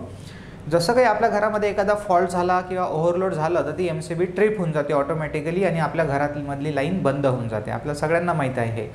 तर आपल्याला काही जाऊन MCB बंद करायची काम पडलं का? नाही, ऑटोमॅटिकली जसं करंट आपल्या घरामध्ये जास्त व्हायला लागला तसंच त्या MCBमधून करंट वाढला. जसा करंट वाढला तो रिले गरम झाल्यानंतर त्याची जे हे असते डॉली खाली, तुम्ही त्याला डॉली म्हणतात MCBमध्ये ॲक्च्युली, तर ती रिलीज होऊन जाते आणि MCB जे आहे ऑटोमॅटिकली बंद पडते. मग आपण परत जातो, परत गरम करतो. काही बादर असे आहे की ती MCBचा इच्छा नसते वर्त व्हायची, जशी वर्त होते परत ती खाली पाडते. पण हा बादर त्याला हाताने धरून ठेवते किंवा काळीचा टेका देऊन ठेवते, ओके, की तू नाही उभी, आमची लाईन सुरू राहिली पाहिजे. पण या व्यक्तीच्या डोक्यामध्ये हे येत नाही की बिचारी ती MCB खाली काऊन पडून राहिली. आता त्याला कारण असू शकते की MCB पण खराब झाली असेल किंवा MCB खराब होण्याचे चान्सेस 5%, पण आपल्या लाईन ओव्हरलोड असण्याचे किंवा फॉल्ट असण्याचे चान्सेस खूप जास्त. ओके, अशा वेळी जर तुम्ही त्याला जबरदस्ती ऑन करत असाल तर तुमच्या घरातमधली वायरिंग जळण्याची शक्यता असते, उपकरणं जळण्याची शक्यता असते ओव्हर करंटमुळे. म्हणून मग तिला कधीच सपोर्ट द्यायचा, तिची इच्छा नाही ना चालू व्हायची तर सरळ सगळे लाईट बंद करायचे आणि मग चालू करायची. हळूहळू एक लाईट सुरू करायचा. तर तुम्हाला कळेलच, एखादं बटन दाबल्यानंतर जसं फॉल्ट फाइंडिंग सांगत आहे तुम्हाला, आता हे तुमचं कामाचं नाही म्हणजे नंतर शिकवणारच होतो मी तुम्हाला. तर जसं तुम्ही एखादं स्विच ऑन केलं तिकडे 5 MCBकडे लगेच ट्रिप होऊन जाते. ती जे स्विच दाबल्यावर MCB ट्रिप होऊन राहिली समजून जा की त्याच्या फॅनमध्ये किंवा तिथे काहीतरी शॉर्ट सर्किट झाला आहे. त्याने तुम्ही लवकर फॉल्ट ओळखू शकता. ही एक टेक्निक आहे. तर तिथे काय केलं, MCBनं आपल्याला आपल्या मागच ऑटोमॅटिकली सर्किटला बंद केलं. तसंच या ट्रान्सफॉर्मरच्या बाबतीत पण झालं पाहिजे. याला पण तशीच एक MCB लावलेली असते, पण इथं त्याला MCB म्हणत नाही, इथं त्याला सर्किट ब्रेकर म्हणतात. ओके, आणि आपल्या घरामधला जे MCB आहे त्याचा जो रिले असतो तो त्या MCBच्या आतमध्येच असतो. पण याची जी MCB आहे याची MCB कोण? Circuit breaker. आणि याचा पण रिले असेल ना, तर याचा रिले त्या सर्किट ब्रेकरच्या आतमध्ये नसतो, तो रिले बाहेर असतो. फॉल्ट शोधण्यासाठी इथं लावलेला कॉन्झर्वेटर टँक आणि मेन टँक यांच्या मधात लावलेला असतो रिले आणि त्याला म्हणतात बकवास रिले. काय? बकवास. ॲक्च्युली बकवास नाही आहे, बुकोज रिले आहे तो. आणि त्याचं जे मॅक्झिमम पोट्टे त्याला उच्चार वेगळा करतात. ओके, बुकोज रिले असं त्याचं ॲक्च्युली नाव आहे, पण बुकोज बकवास. त्याचं नाव जरी बकवास असेल तरी तो बकवास नाही आहे, खूप महत्त्वाचा आहे. महत्त्वाचा असा आहे म्हणजे भाऊ की तो ट्रान्सफॉर्मरवर 24 तास निगराणी ठेवून राहिला. ओके, की ट्रान्सफॉर्मर जसा गरम झाला तसा म्हणते भाऊ मी आहे, तू काळजी करू नको, कारण की ऑपरेटरवर मला विश्वास नाही आहे. बिचारा ऑपरेटर गेला कधी चहा पाण्याला, खर्रा खायला गेला, तिकडे नाश्ता करायला आलाच नाही 1-1.5 घंटांनी, बिचारा ट्रान्सफॉर्मर बोंबलून राहिला इकडे. पण ट्रान्सफॉर्मर जो आहे ना हा बोंबलते पण, म्हणजे कमी गरम झाला एका लेवलपर्यंत 55 डिग्रीपर्यंत, जे काही त्याचं टेम्परेचर सेट केलं असेल तिथल्या इंजिनियर्स टीमने, तर त्या लेवलपर्यंत गेला की हा ट्रान्सफॉर्मर सांगते की मी गरम झालो आहे, माझ्यावरचा लोड कमी करा, नाही तर मी जळून जाईल बरं. असं कोण सांगते? हा याच्यात काय स्पीकर वगैरे लागलेला आहे का? हां, एक स्पीकरच लागलेला आहे, फक्त तो बोलत नाही असा.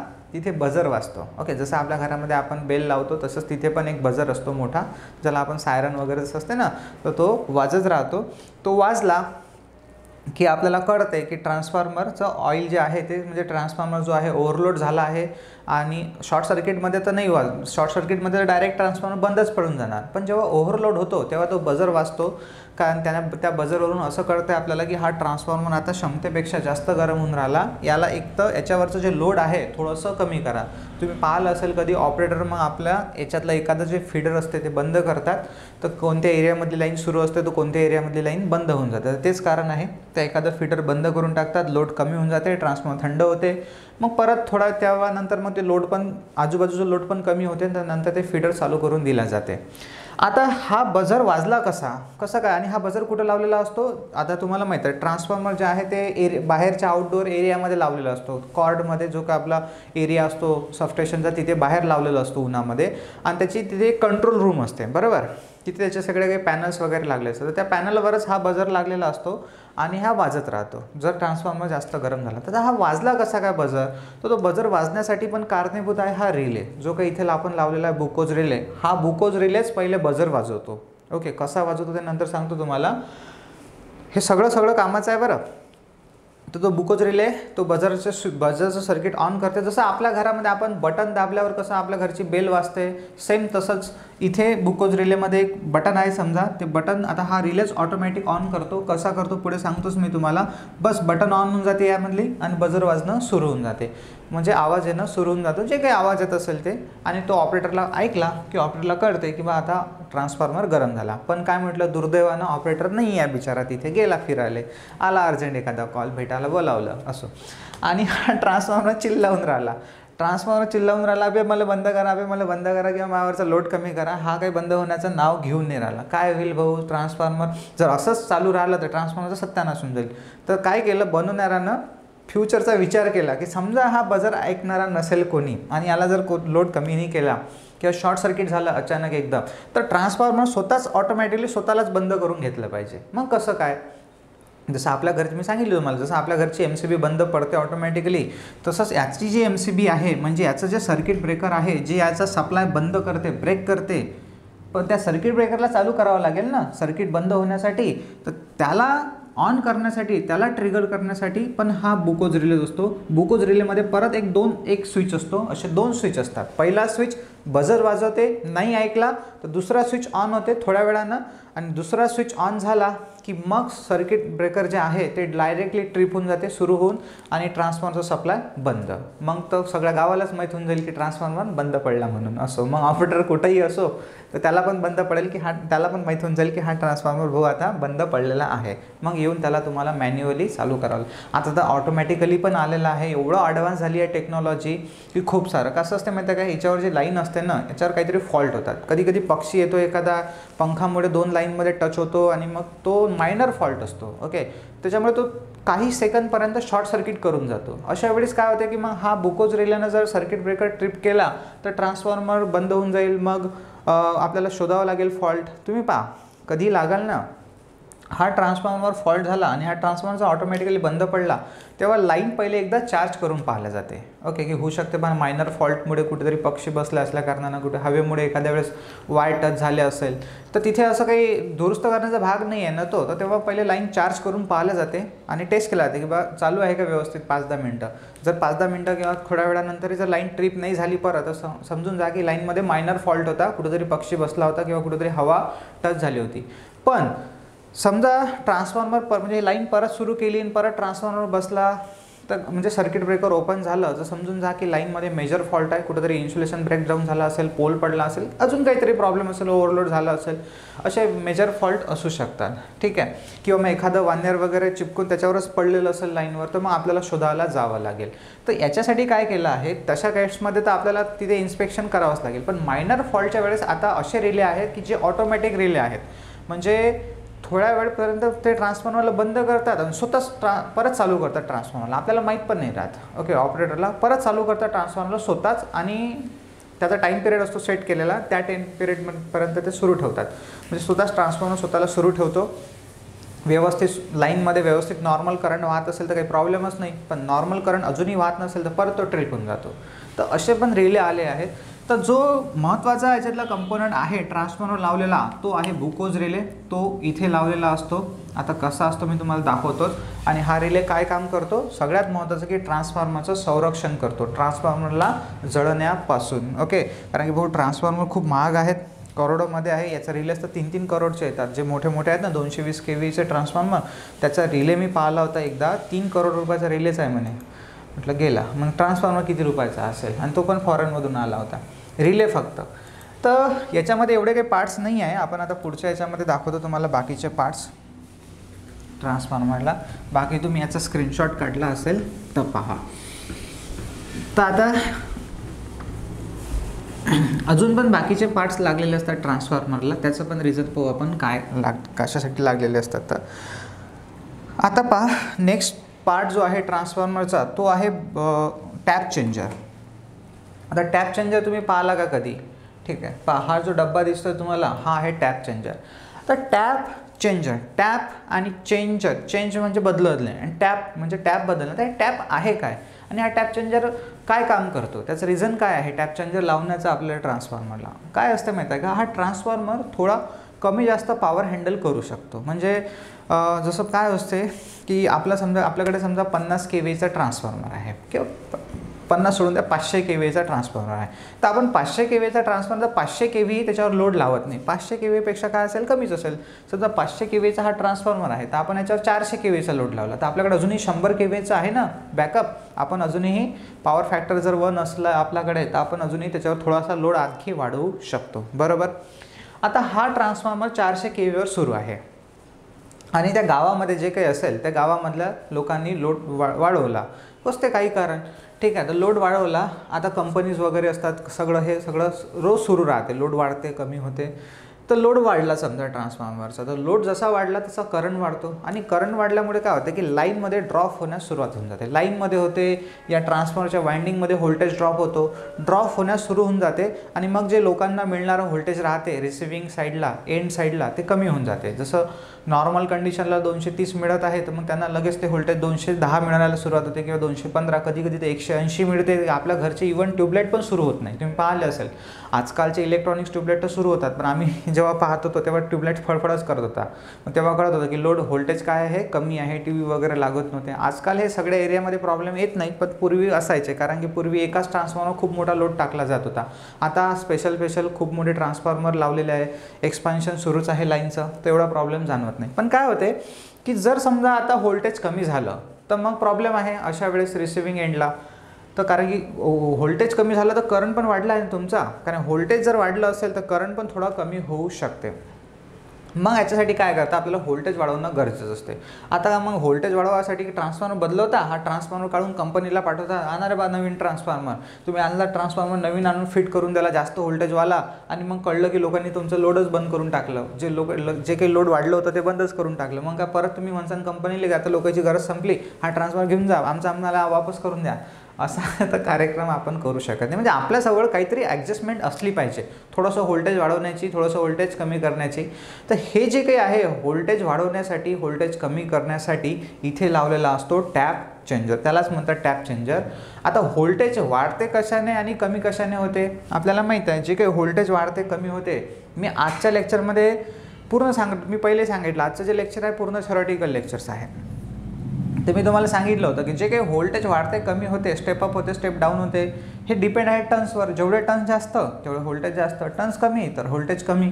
तर आपल्याला जर आता व्होल्टेज वाढवायचं असेल, समजा या ट्रान्सफॉर्मरचं व्होल्टेज कमी झालं आणि आपल्याला व्होल्टेज वाढवायचं आहे, तर याचे आतमध्ये टर्न्स वाढवावे लागेल.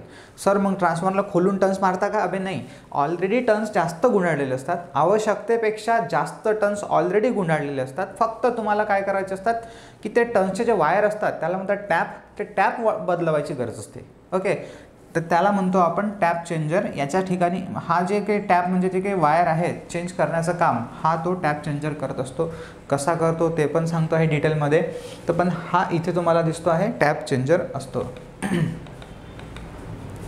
तर इथे पहा, हा पुरा कंप्लीट ट्रान्सफॉर्मरचा फोटो डिझाईन आहे. इथे हे डायग्राम तुम्हाला सोबतमध्ये दिसेल, पण तर तुम्हाला हे डायग्राम तर एकदा तुम्हाला तुमच्या नोट्समध्ये काढावीच लागेल. होऊ शकते तुम्ही याची प्रिंट काढून पण चिपकू शकता, ठीक आहे, पण किंवा मग हाताने काढा.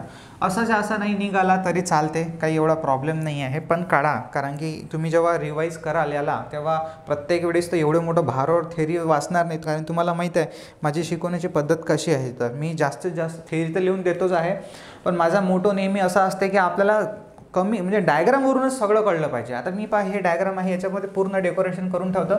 एवढी जर तुम्ही पाहिली वाचली तर तुमचे भरपूर सारे प्रश्न क्लिअर होतील. तसं मला वेगळं पण लिहावं लागेल. तर पहा, सगळ्यात पहिले काय आहे मग आता इथे आपली आतमधली मेन असेंब्ली. तर इथे मी लिहितो आहे मेन असेंब्ली म्हणू आपण याला, किंवा मेन ट्रान्सफॉर्मर पण म्हटलं चालते. ज्याच्यामध्ये काय आहे, कोर अँड वाइंडिंग आहे. ठीक आहे, कोर अँड वाइंडिंग आहे.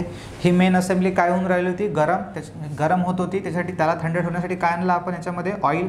पाहिजे दिसते तुम्हाला, ऑइल आहे. इथे लिहितो डायरेक्टली, ऑइल आहे याच्या आतमध्ये. मग आता ही ऑइलला जमा करण्यासाठी काय आणली आहे आपण इथे, मेन टँक. हे सगळं सांगितलं आहे मी तुम्हाला, फक्त एकदा डायग्राममध्ये दाखवत आहे. कुठं दिसतं आहे का नाव याचं, मेन टँक. ही जे आहे इथे हे आहे मेन टँक. तुम्हाला हे नावं दिसत नसेल तर मी लिहितो आहे परत नावं, मेन टँक. ओके, त्याच्यानंतर मग मेन टँकमधलं ऑइलला थंड ठेवण्यासाठी जे काही गरम होत होतं त्यासाठी काय आणलं आपण, हे कूलिंग पाईप्स. इथं लिहिले आहेत नावं, पण मी परत लिहितो आहे कारण तुम्हाला होऊ शकतं दिसणार नसेल तर. छोटीशी डायग्राम आहे. तर कूलिंग पाईप्स लावलेले आहेत. कूलिंग पाईप्स किंवा कूलिंग ट्यूब्स ऑर फिन्स पण लिहितो आहे. ट्यूब्स पण असतात आणि फिन्स पण असतात, की ज्याच्याकडनं काय होते, लवकरात लवकर ऑइल थंड होते, वरतं येते, या पाईपमधून खाली येते आणि इथून आतमध्ये शिरते.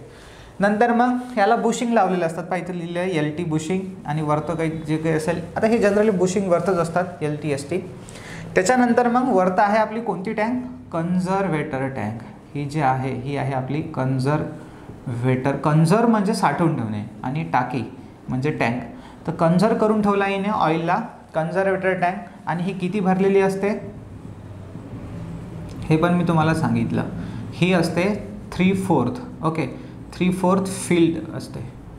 फिल्ड म्हणजे 3 भाग भरलेली असते. आता इथं लिहून ठेवा तुम्ही 3 भाग और 75% भरलेली असते.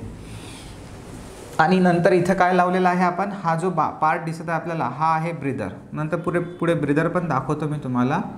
हा ब्रीदर आहे. याच्या आतमध्ये काय भरलेलं आहे, सिलिका जेल. हे पण लिहून ठेवा, सिलिका जेल. याचे कलर वगैरे नंतर लिहून देतो मी तुम्हाला, म्हणजे आजच्याच लेक्चरमध्ये. सिलिका जेल का भरलं, सिलिका जेल बाष्प शोषून घेण्यासाठी.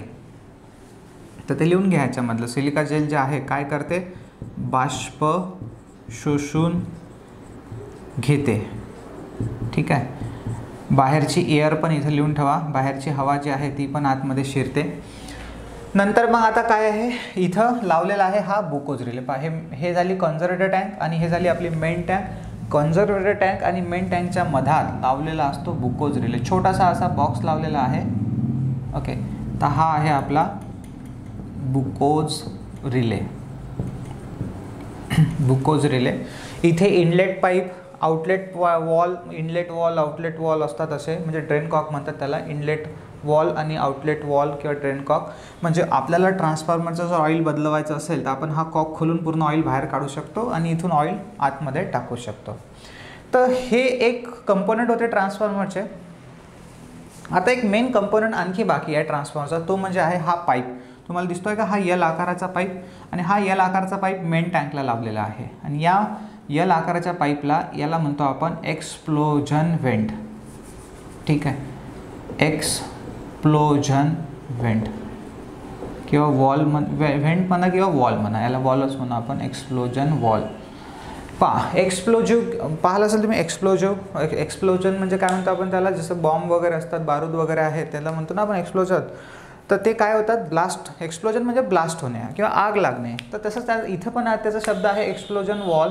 एक्सप्लोजन वॉल म्हणजे काय होतं की ट्रान्सफॉर्मर काय काम करतो, हा कसा असतो, हा एक मोठा जाड आकाराचा पाईप आहे जो असा L आकाराने बेंड केलेला असतो आणि इथे त्याला डायफ्राम लावलेला असतो.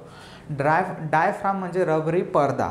ओके, इथे जे आहे याला, या एक्सप्लोजन व्हेंटला हा जो आहे इथे असा, हा याचा जो होल असेल मोठा, इथं याला डायफ्राम लावलेला आहे.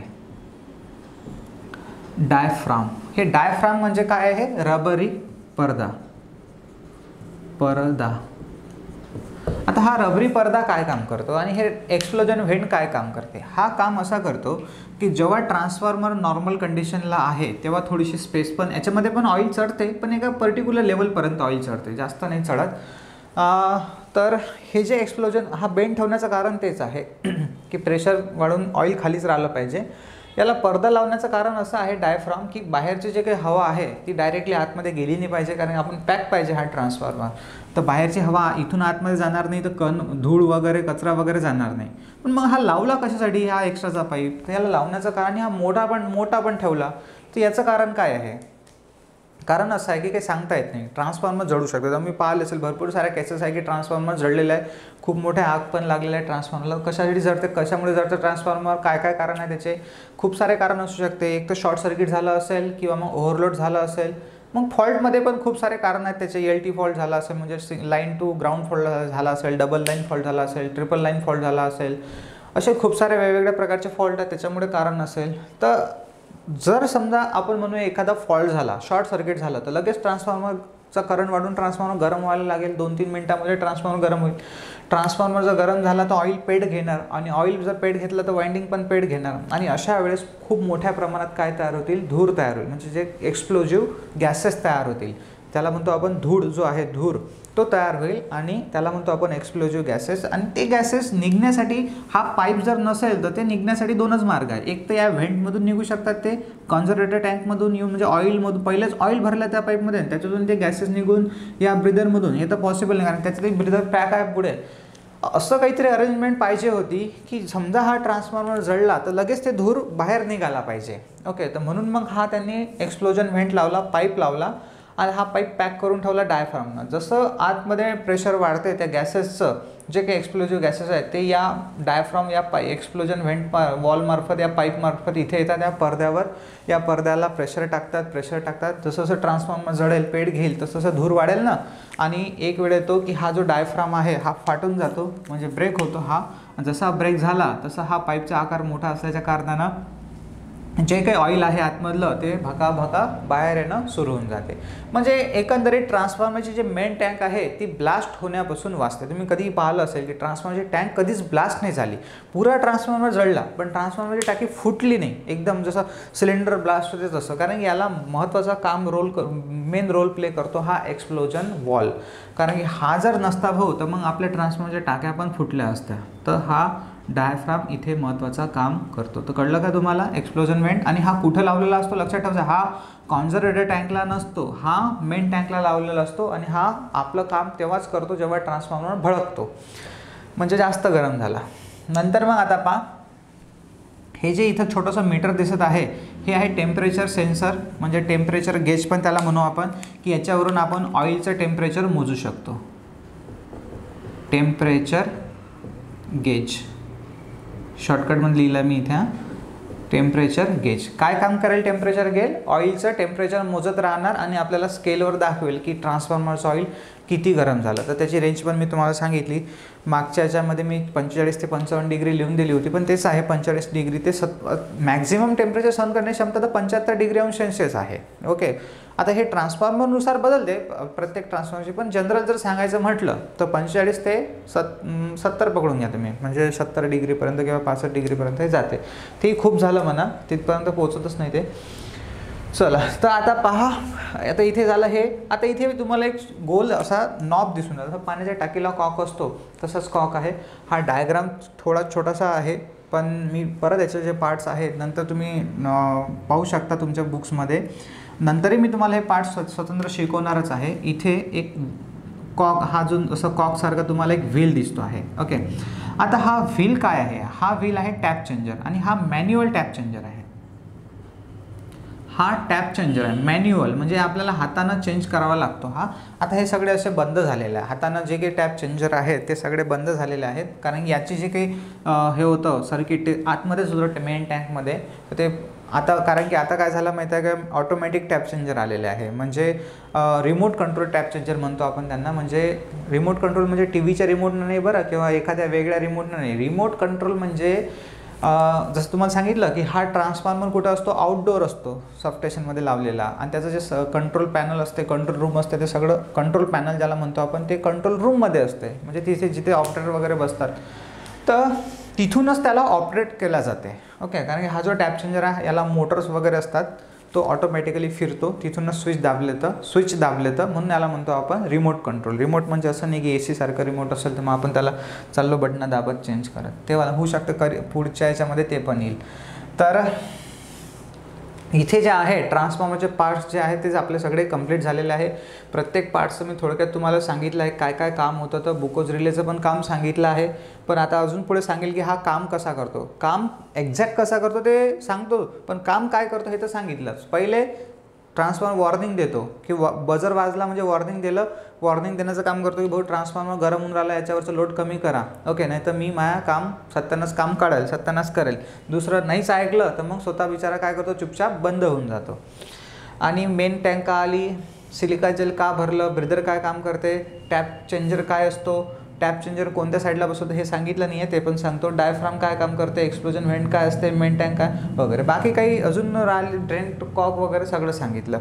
ब्रीदर पेपरमध्ये क्वेश्चन्स आलेला आहे की बुकोज रिले जो आहे तो कुठे लावलेला असतो, कन्झर्वेटर टँक आणि मेन टँकच्या मधात लावलेला असतो. ठीक आहे. तर एक काम करा तुम्ही, पहिले ही डायग्राम जी आहे ही काढा व्यवस्थित, जशी जमते तशी, सरळ पण काढली तर चालते तुम्ही. आता पहा, मी ही जी डायग्राम आहे ना ही प्रत्येक वेळेस क्लासमध्ये काढत होतो, फक्त फर्स्ट टाईम आज काढली नाही, कारण की आपल्याकडे आता प्रोजेक्टर वगैरे आहे आणि मी काढून ऑलरेडी मला आता 1-1.5 तास झाला आहे हे सगळं एवढं एक्सप्लेन करा. डायग्राम जर काढली असती तर आणखी मला वेळ लागला असता, म्हणून मग मी ते काही केलं नाही. तर तुम्ही डायग्राम काढली असेल तर मी रफ करतो आहे. आता आपण जे याचे पार्ट्स होते ते मी तुम्हाला सांगतो आहे आणि काही डेटा जो आहे तो लिहून देतो आहे जो इम्पॉर्टंट आहे.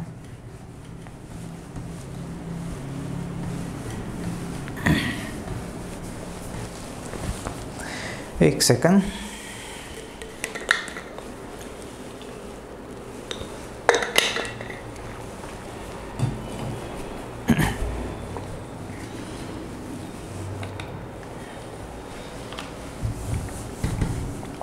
पहा, हे काय आहे आता आपले मेन टँक आणि याच्या आतमध्ये भरलेलं आपण हे ऑइल. चला, काय नाव आहे याचं, नेम. सगळ्यात पहिले याचं नेम याला आहे नॅचरल ऑइल म्हणतो आपण याला, natural or crude oil, natural किंवा क्रूड ऑइल म्हणतो आपण याला. याला अदर नेम असं पण आहे, ट्रान्सफॉर्मर ऑइल. अदर नेम जे आहे ते ट्रान्सफॉर्मर ऑइल म्हणून पण याला ओळखल्या जाते. याचं काय फंक्शन आहे, फंक्शन किंवा वर्क हे लिहून घ्या आता. आणि हे काढण्याचा प्रयत्न नका करू, साधं छोटासा काढून तुम्ही डायरेक्टली नाव पण लिहिलं तर चालते. Function or work. फंक्शन काय, सगळ्यात पहिलं फंक्शन आहे कूलिंग, कूलिंग. आणि दुसरं फंक्शन आहे insulation. Insulation, act as a insulator, act as a insulator between. Act as a insulator म्हणजे इन्सुलेटर सारखा कार्य करतो. कुठे, between core and winding. Core and winding शॉर्टकटमध्ये लिहिलं तर हे झालं त्याचं फंक्शन. आता काय म्हटलं, पहिले छापून घ्या पटकन हे. आता लिहायचं काम आपल्याला, पटापटा लिहा. ओके, छापलं. चला, काहीच नाही, व्हिडिओला स्टॉप करून प्ले करायचा आहे फक्त बस आणि लिहायचं आहे. आता ट्रान्सफॉर्मर ऑइलच्या characteristics. Characteristics of oil, short म्हणजे ऑइलचे गुणधर्म. सगळ्यात पहिले ऑइलचे गुणधर्म म्हणजे डायइलेक्ट्रिक स्ट्रेंथ. डायइलेक्ट्रिक स्ट्रेंथ जे आहे, डायइलेक्ट्रिक स्ट्रेंथ शुड बी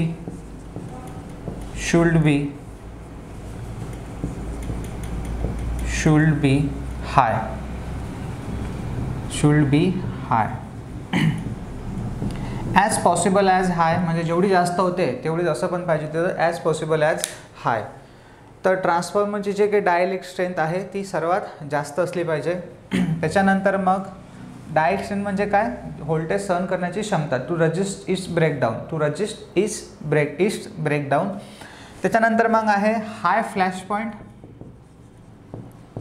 आता हा हाय फ्लॅश पॉईंट काय आहे, हाय फ्लॅश पॉईंट हे पहा, हे जे चिन्ह आहे नियर अबाउटचं आहे 140 डिग्री सेल्सिअस, 104 डिग्री सेल्सिअस एवढा त्याचा फ्लॅश पॉईंट असला पाहिजे. कोणत्या पुस्तकात हा दीडशे पण लिहिलेला आहे, पण हाच बरोबर आहे. एक्झाममध्ये सुबोधमध्ये पण हाच लिहिलेला आहे. एका एक्झाममध्ये आला होता हा प्रश्न की फ्लॅश पॉईंट किती असतो, तर तो 104 डिग्री अंश सेल्सिअस असतो. फ्लॅश पॉईंट म्हणजे काय, तो फ्लॅश पॉईंट हा एक क्रॅकल टेस्ट असते, त्या क्रॅकल टेस्टने माहीत केला जातो. जनरली एक क्रॅकल टेस्टची किट असते, त्याच्यामध्ये 2 बॉल असतात आणि त्याला बॉल म्हणजे कॉपरचे बॉल असतात, त्याच्यामध्ये ऑइल बुडवलं जाते, हे सॅम्पल ऑइल. आणि ते ऑइल घेतल्यानंतर त्याच्यामध्ये 4 mm गॅप ठेवले जाते आणि ते बॉलचा पण साईज काहीतरी 2 ते 4 mm असतो. आणि ते बॉल जे आहेत म्हणजे असं मी तुम्हाला म्हटलं की क्रॅकल टेस्ट कशी असते थोडक्यात सांगतो आहे, तशी सांगणार नाही. याच्यामध्ये 2 असे बॉल्स असतात, यांना सप्लाय दिला जातो या साईडने, पॉझिटिव्ह निगेटिव्ह समजा किंवा फेज आणि न्यूट्रल म्हणू आपण इथे. तर हे बॉल्स आहेत आणि याच्यामध्ये हे पूर्ण ऑइल भरलेलं असते.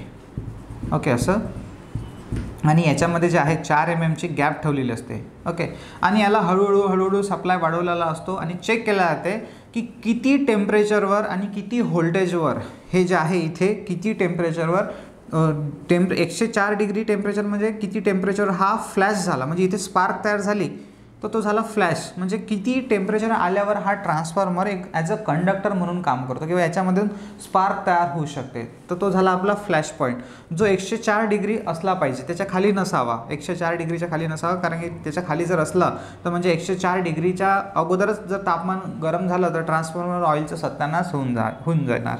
म्हणजे हे खूप झालं आता 104 डिग्री सेल्सिअस.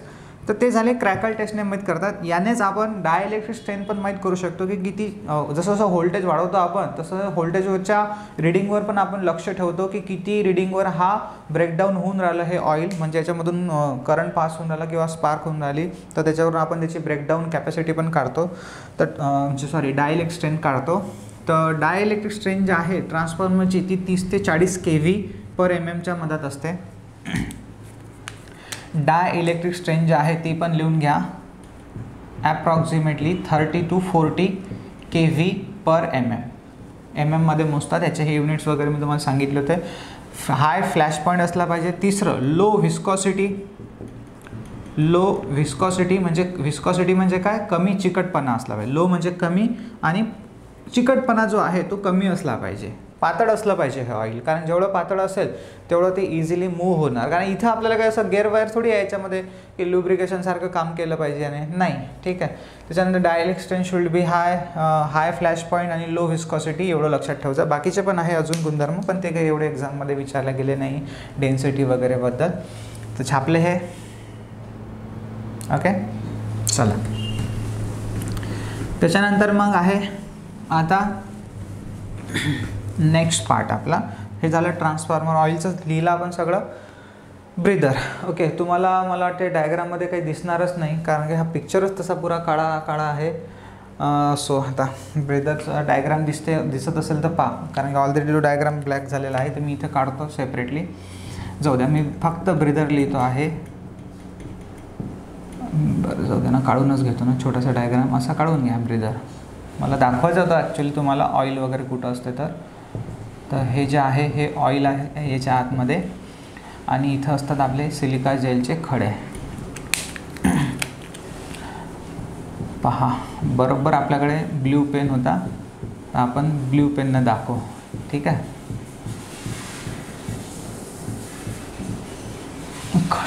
आता खडे नाही राहिले आहेत ते, वाकोडे झाले आहेत असो. तर हे जे आहे काय आहे, सिलिका जेल. इथे दाखवतो सिलिका जेल, इथे लिहितो सिलिका जेल अँड प्लस. आता हे सिलिका एक्झाममध्ये जास्तीत जास्त तुम्हाला विचारलं हेच येते, सिलिका जेल आणि प्लस त्याच्यामध्ये कॅल्शियम क्लोराईड पण असते. कॅल्शियम स्पेलिंग पाहून घ्यायचं त्याचं, क्लोराईड. ओके, तर क्लोराईड. आता पहा, हे जे सिलिका जेल आहे हे भरण्याचं कारण काय आहे याच्यामध्ये. तर कारण असं आहे की हे काय करते, बाष्प शोषून घेते. बाष्प शोषून घेते, हे तुम्ही लिहिलं असेल. ॲब्झॉर्ब काय, मॉइश्चर. ओके, इंग्लिशमध्ये लिहायचं असेल तर बाष्प शोषून घेते. इंग्लिशमध्ये लिहून घ्या, ॲब्झॉर्ब मॉइश्चर. तर पहा, हे जे आहे सिलिका जेलचं, याचे काही इंडिकेशन्स आहे. काय इंडिकेशन्स आहे. जेव्हा सिलिका जेल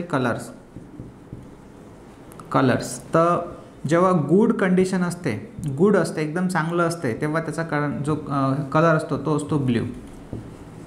ब्ल्यू म्हणजे निळाच होतं ना, माहीत आहे ना, मला नाही माहीत, तुम्ही पाहा, ठीक आहे. ब्लू म्हणजे ब्ल्यू. त्याच्यानंतर मीडियम जेव्हा होते, मीडियममध्ये होते तेव्हा त्याचा कलर आहे पिंक. आता इथे ना प्रॉब्लेम असा आहे, काही मी असे प्रश्न पाहिले होते की एक्झाममध्ये असं लिहिलं होतं की what is the colour of good condition of silica gel. तर सिलिका जेल जेव्हा चांगलं कंडिशनला असते तेव्हा त्याचा कलर कोणता. तर मग तिथे ऑप्शनमध्ये ब्ल्यू नसते, पिंक असते. तर मग पिंक मारलं तर अगदी बरोबर आहे.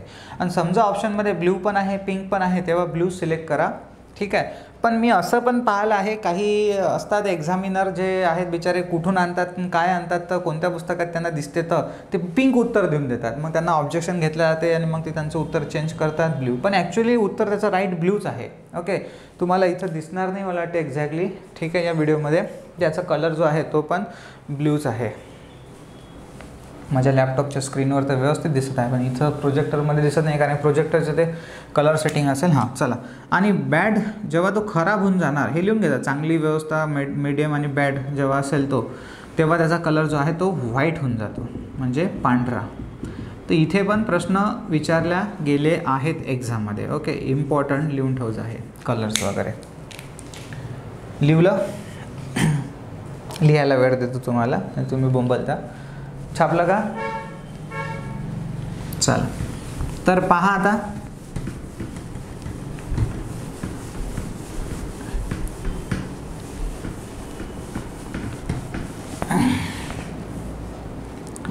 नेक्स्ट जो पॉईंट आहे आपला तो आहे बुकोज रिले. पहा, हा आहे बुकोज रिले. हे मेन टँक आहे, ही कॉन्झर्वेटर टँक आहे आणि यांच्या मधातमध्ये सिरीजमध्ये लावलेला आहे हा बुकोज रिले. इथे पण दिसतं आहे कन्झर्वेटर टँक आणि नंतर ही मेन टँक इथे दिसते आणि हा मधात आहे इथे बुकोज रिले. तर हा बुकोज रिले कसा काय काम करतो, कसा असतो पहा, इथे दिसतं आहे छोटासा. इथं काय दिसणार तुम्हाला, म्हणून याला मोठं केलं आपण. तर याच्यामध्ये 2 काच लागलेले आहे आणि काचमध्ये तुम्हाला 2 बॉल दिसतील. ओके, आणि या 2 बॉलवरून 2 बॉल आहेत, म्हणजे त्याच्या आतमध्ये 2 स्विच आहेत. आणि ते 2 स्विच जे असतात ते असतात मर्क्युरी स्विच, जे एक स्विच त्याच्यामधला बझर सर्किटला ऑन करतो आणि एक स्विच जो आहे तो सर्किट ब्रेकरला ऑन करतो, ज्याच्यामुळे सर्किट ब्रेकर जो आहे तो ट्रान्सफॉर्मरचा सप्लाय बंद देतो करून. तर पहा, हा आहे आपला बुकोज रिले. आता एक महत्त्वाचा प्रश्न इथे विचारला गेला आहे की बुकोज रिले हॅज आणि मग ब्लँक पेस आणि खाली ऑप्शन होतं not operated, gas operated switch, oil temperature operated switch, vapour operated switch, असं काहीतरी होते. तर त्याचं जे उत्तर आहे ना राईटली, ते आहे गॅस ऑपरेटेड स्विच. मॅक्झिमम मुलं याचं उत्तर टेम्परेचर ऑपरेटेड मारतात आणि ते चुकते, कारण त्यांना असं वाटतं की बा ऑइल गरम होते म्हणजे तापमान वाढते आणि तापमान वाढल्यानंच जे आहे बुकोज रिले कार्य करत असेल. तर नाही, जेव्हा हा जो ट्रान्सफॉर्मर आहे हा गॅस बुकोज रिले जो आहे, बुकोज रिले याचं जे प्रिन्सिपल आहे कार्य करण्याचं, प्रिन्सिपल पाजा PAL केलं तर तो शाळेमधला प्रिन्सिपल होईल बरं. हा PLE पाहिजे. प्रिन्सिपल जे आहे ते गॅस ऑपरेटेड पाहिजे, गॅस ऑपरेट. याला गॅस ऑपरेटेड का म्हणतात, कारण कसं आहे, मी तुम्हाला म्हटलं, जेव्हा ऑइल गरम होते तेव्हा खूप मोठ्या प्रमाणात गॅस तयार होतात आणि त्या गॅसच्या प्रेशरमुळेच याच्यातले स्विच काय होतात, ऑन होतात. तर कसे ऑन होतात पहा, सांगतोय तुम्हाला. हा जो डायग्राम आहे क्लिअरली दिसत असेल तुम्हाला, कारण की मी एक तर याला लागलं थोडंसं झूम करतो, एक सेकंड. चला पहा. तर पहिले छापून घेता ते सगळं. तर हे छापलं असेल तुम्ही, ठीक आहे. हे डायग्राम पण काढावे लागेल तुम्हाला. हे डायग्राम पण काढून घ्या, व्हिडिओला स्टॉप करा, पहिले डायग्राम काढा, बुकोज रिले काढा, हे लिहून घ्या आणि मग व्हिडिओला प्ले करा आणि मग पुढचं लिहून घ्या. तर पहा, ह्याच्यामध्ये 2 जे आहेत मर्क्युरी स्विच आहे. हा आहे मर्क्युरी स्विच, जो पहिला इथे दिसतंय ना, ही मर्क्युरी स्विच आहे. तर हे काम कशी करते ॲक्च्युली सांगतो आहे. पहा, हे जे ट्यूब आहे ना, मी इकडे साईडला काढतो आहे, अशी याच्यामध्ये ट्यूब आहे. ही काचेची ट्यूब असते, काचेची आतमध्ये, आणि याच्यामध्ये इथे असे जे लिक्विड फॉर्ममध्ये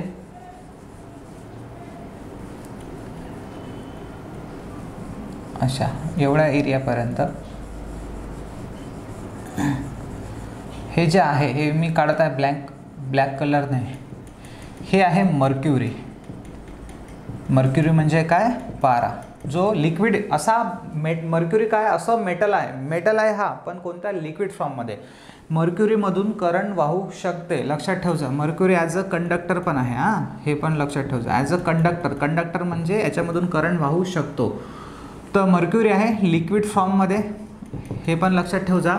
आता काय होते तुम्हाला माहिती आहे, आपल्या घरामध्ये काय स्विचेस लावलेले आहेत. स्विचेसमध्ये 2 वायर येतात, ते 2 वायर जुळले तर सर्किट कंप्लीट होते आणि आपला फॅन लागते. एवढं तर तुम्हाला माहीत असेल सगळ्यांना. तर म्हणून मी डायरेक्टली एवढं काही काढत नाही, इथे डायरेक्टली 2 वायर दाखवतो, पहा हे 2 वायर आहे, समजा हा पॉझिटिव्ह वायर आहे आणि हा पण पॉझिटिव्ह असेल ना, तर इथून करंट येऊन राहिला, तर या वायरमधून करंट आल्यानंतर या वायरमधून करंट जाणार का? जर या वायरमधून करंट आला, पहा मी यावर दाखवला, या वायरमधून जर करंट आला आणि या वायरमधून जर गेला तर सर्किट काय झालं, क्लोज झालं. म्हणजे जे काही तुम्ही म्हणजे स्विच ऑन झाला, स्विच ऑन झाला म्हणजे जे समजा तुम्ही बझरसाठी लावलं असेल तर बझर वाजणं सुरू होऊन जाणार, जर तुम्ही सर्किट ब्रेकरसाठी लावला असेल तर सर्किट ब्रेकर ट्रिप होणार आणि आपला ट्रान्सफॉर्मर बंद पडेल. पण इथून आलेला करंट जातच नाही आहे ना, का नाही जात? कारण की हा याच्यातला एक टर्मिनल जो आहे तो त्या मर्क्युरीमध्ये बुडलेला आहे आणि एक टर्मिनल मर्क्युरीच्या बाहेर आहे. समजा या दोन्ही टर्मिनल जे आहे यांच्यामध्ये गॅप आहे, म्हणून हे सर्किट ओपन आहे. जर हे मर्क्युरी या दोन्ही टर्मिनलला छेदलं असतं, म्हणजे मर्क्युरी कॉन्टॅक्टमध्ये आलं असतं, टच झालं असतं, हे जे आहे मर्क्युरी हे दोन्ही टर्मिनलला जर टच झालं असतं तर मर्क्युरी एक कंडक्टर आहे, त्याच्यामुळे आलेला करंट मर्क्युरीमधून पास होऊन दुसऱ्या वायरमार्फत गेला असता आणि सर्किट क्लोज होऊन आपलं जे काही आहे ऑपरेशन ते सक्सेसफुल झालं असतं. पण असं होत नाही का? कारण या मर्क्युरीची पोझिशन पार्ट तिरपी ठेवलेली आहे, त्याच्यामुळे हे जे आहे मर्क्युरी म्हणजे ह्या स्विचची पोझिशन तिरपी आहे.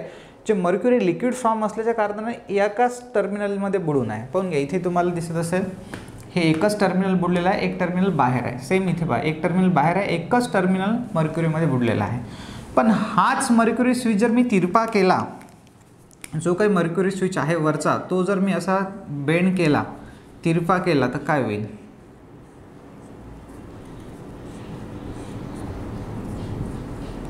हे जे आहे इथे हा मर्क्युरी स्विच आपण आडवा केला, बेंड केला म्हणजे याला हॉरिझॉन्टल केला आपण, तर इथे 2 वायर आहेत हे आलेले आपले. चला, हा इथून आपला करंट येत आहे. इथे DC सप्लाय असेल नेहमी, कधीच AC सप्लाय नसेल. ओके, आणि हा प्लसच असेल, प्लस आला तर प्लसच बाहेर जाणार. तर जो आहे जे काही ग्लुकोज रिले असतो तो DC सप्लाय ऑपरेटर असतो, कारण की कारण की तुम्ही पाहिलं असेल सबस्टेशनवर बॅटरी बँक लावलेले असतात. कारण की ग्लुकोज रिले जे आहे म्हणजे यांना ऑपरेट करण्यासाठी, टेम्परेचर सहन करण्यासाठी, म्हणजे जेवढं काही असते ना कंट्रोलिंग, ते सगळं DCवरच असते. कारण की लाईन प्रत्येक वेळेस म्हणजे मेन लाईनच जर बंद झाली आणि अशा वेळी जर आपल्याला समजा मेन लाईन बंद झाली आणि आपल्याला हे ऑपरेट करायचं आहे सर्किट ब्रेकर, तर तेव्हा आपल्याला AC राहणार नाही आपल्याकडे, म्हणून मग हे सगळं DCवर काम केलं जातात. आणि DC लावण्याचं कारण असं आहे की समजा आपली AC वापरली असती आपण, ACवर काहीतरी माल फंक्शन झाला असता, म्हणजे एक तात्पुरता फॉल्ट झाला असता आणि अशा वेळेस हा ग्लुकोज रिले वारंवार ट्रिप होत गेला असता. तर म्हणून आपण इथे DC लावतो, कारण की हा DC सप्लाय सेपरेट असतो, याचा काही कॉन्टॅक्ट आपल्या ट्रान्सफॉर्मरच्या कॉन्टॅक्टसोबत म्हणजे ट्रान्सफॉर्मरच्या सप्लायसोबत नसते. तर हा जो स्विच असा बेड होता, आडवा होता, तिरपा होता, याला आपण असं आडवं केलं तर काय होईल? हे जे लिक्विड आहे लिक्विड फॉर्ममध्ये हे असं पसरण पावेल आणि हे दोन्हीही टर्मिनलला शॉर्ट करेल. जे मर्क्युरी आहे पहा ना, हे मर्क्युरीने काय केलं, आता शॉर्ट केलं. तर जसं मर्क्युरीने शॉर्ट केलं तसं यांचा जो मार्ग आहे हा कंप्लीट होणार. कोणामुळे कंप्लीट झाला? या मर्क्युरी मार्फत, आणि जो करंट आहे तो वाहनं सुरू होऊन जाणार. जे काय आहे इलेक्ट्रॉन, हे इलेक्ट्रॉन याच्यातून मर्क्युरीमधून पास होतील, कारण की मर्क्युरी काय आहे? कंडक्टर आहे. तर हे स्विच म्हणजे काय झालं? ऑन झाला. जसा स्विच ऑन झाला तसं बझर वाजणं सुरू होऊन जाणार, जे काय असेल वा वा वा आवाज काढत असेल कोणताही, ठीक आहे. आणि मग त्या ऑपरेटरला कडून तो ऑपरेटर त्या लाईनला बंद करेल, म्हणजे त्याच्यावरचं लोड काय करेल? बंद करेल. पण समजा दुर्दैवानं हे नसेल, आता हा तिरपा कसा काय झाला? म्हणजे सर तिरपा होता तर हा आडवा कसा काय झाला? तर तेच म्हटलं मी तुम्हाला, गॅस ऑपरेटेड. कसा काय गॅस ऑपरेटेड? पहा, हा जो ग्लुकोज रिले आहे मी दाखवला तुम्हाला, याच्यामध्ये एक इनलेट पाईप आहे, एक आउटलेट पाईप आहे. पहा इकडे हा कॉन्झर्वेटेड आहे, टू म्हणजे कॉन्झर्वेटरकडे जात आहे आणि हा मेन टँकमधून येत आहे. तर जेव्हा ऑइल क्षमतेपेक्षा जास्त गरम होते तेव्हा ऑब्वियसली इथलं पण ऑइल गरम होणार, खूपच कमी ऑइल राहते याच्यामध्ये. तर हे ऑइल गरम झालं तर खूप मोठ्या प्रमाणात काय तयार होईल? गॅस तयार होईल. तर तो जो गॅस आहे हा ॲक्युम्युलेटेड होते. इथं गॅस इथे लिहिलेला आहे पण तुम्हाला दिसते की नाही दिसत, म्हणून ॲक्युम्युलेटेड म्हणजे जमा होते. गॅस जो आहे जमा होतो आणि गॅस जर जमा झाला तर तो प्रेशर टाकतो, प्रेशर क्रिएट करतो आणि प्रेशर क्रिएट केलं तर पहा याला एक बॉल लावलेला आहे. हा जो बॉल आहे हा याला म्हणतो फ्लोट. चेंडू पाला ना आपण खेळतो क्रिकेटमध्ये प्लास्टिकचा, सेम तसाच इथे फ्लोट आहे. ओके, आणि जो त्या ऑइलच्या वरच्या लेवलवर बुडलेला असतो.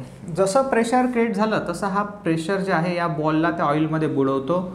म्हणून याला म्हणतो आपण गॅस ऑपरेटेड, कारण की गॅस जे आहे ते प्रेशर क्रिएट केलं, ते प्रेशर या बॉलला डूब म्हणतो आतमध्ये, डूब ऑइलमध्ये, आणि तो डुबतो. आणि हा जो आहे स्विच जो तिरपा होतो तो आडवा होतो. जसा आडवा झाला तसं लिक्विड त्या दोन टर्मिनलला शॉर्ट करतो. जसं लिक्विड त्या दोन टर्मिनलला शॉर्ट म्हणजे वाईटच नसते बरं, प्रत्येक वेळेस शॉर्ट म्हणजे जोडल्या गेले, आणि शॉर्ट झालं तसं सर्किट क्लोज झालं, बजर वाजणं सुरू झालं. ओके, तर आपण समजा ऑपरेटर व्यवस्थित आहे, तुम्ही ॲज अ ऑपरेटर आहे, चांगले माणसं आहे तुम्ही, आणि तुम्ही त्या ट्रान्सफॉर्मरला बंद केलं, ठीक आहे. तसा काही प्रॉब्लेम म्हणजे त्याला लोड वगैरे कमी केलं तर ट्रान्सफॉर्मर ओके चालू आहे, व्यवस्थित चालू राहणार. पण समजा आता तुम्ही त्या लाईनवरचं लोड कमीच नाही केलं तर मग ट्रान्सफॉर्मरला स्वतःलाच बंद करावं लागेल. तर अशा वेळी आणखी एक खाली स्विच लावलेला आहे पहा. तर याला जनरली बॉल लावलेला नसतो, कोणत्या पुस्तकामध्ये दाखवलेला आहे की दुसरा बॉल असतो. तर याला काही असा कोणत्या पुस्तकामध्ये तुम्हाला दिसेल, कोणत्या पुस्तकामध्ये नसेल दिसेल. तर दिसला तरी प्रॉब्लेम नाही, नाही दिसला तरी प्रॉब्लेम नाही. तर दिसला तरी असं घाबरायची गरज नाही आहे, नाही दिसला तरी टेन्शन घेऊ नका, त्याच्यावर तुम्ही काही डाऊट्स क्रिएट करू नका. मी आताच सांगते तुम्हाला, तुमचे जिथे जिथे डाऊट्स क्रिएट होतात ते सगळे डाऊट्स मी इथेच खतम करतो तुमचे, ठीक आहे, की जेणेकरून ते माझ्यापर्यंत पोहोचूच देत नाही. ओके, का बरं? कारण तुम डाऊट्स माझ्याकडे आले म्हणजे मी तुम्हाला शिकवताना कुठेतरी काहीतरी स्किप करत आहे, बरोबर. तर असाच भाग आहे. हां, असं नाही की मग डाऊट्स तुमचे विचारूच नका म्हणून. आणखी याच्या व्यतिरिक्त काही तुमच्या मनामध्ये डाऊट्स असेल तुम्ही मला विचारू शकता. आता पहा काय होते, जेव्हा एखादा मोठा फॉल्ट होईल, शॉर्ट सर्किट होईल, तेव्हा हे ऑइल थोडं हळूहळू गरम होईल का? नाही, खूप मोठ्या प्रमाणात गरम होईल. खूप मोठ्या प्रमाणात जर गरम झालं तर या ऑइलचा फ्लो जो आहे, हीट होण्याचा म्हणजे फ्लो, तो आणि ऑइल हलकं होईल ना, तर ऑइल हलकं झाल्यानंतर हे ऑइल पण फ्लो होण्याचा प्रयत्न करेल. कोणाकडे? आपल्या कॉन्झर्वेटर टँककडे. अशा वेळी ते ऑइल जे आहे ते प्रेशर टाकेल या लिव्हर म्हणा किंवा त्याला लिव्हर जो आहे इथे, हा लिव्हर आहे एक दुसरा स्विचचा खाली जो मर्क्युरी, इथे आणखी एक मर्क्युरी स्विच आहे. हा जो आहे पहिला, हा एक मर्क्युरी स्विच आहे फर्स्ट नंबरचा, आणि इथे पण एक मर्क्युरी स्विच आहे खालचा जो 2 नंबरचा आहे. पहिला स्विच कोणाला ऑपरेट करतो? पहिला स्विच जो आहे तो बझरला ऑपरेट करतो, बझर. आणि जो दुसरा स्विच आहे तो सर्किट ब्रेकर,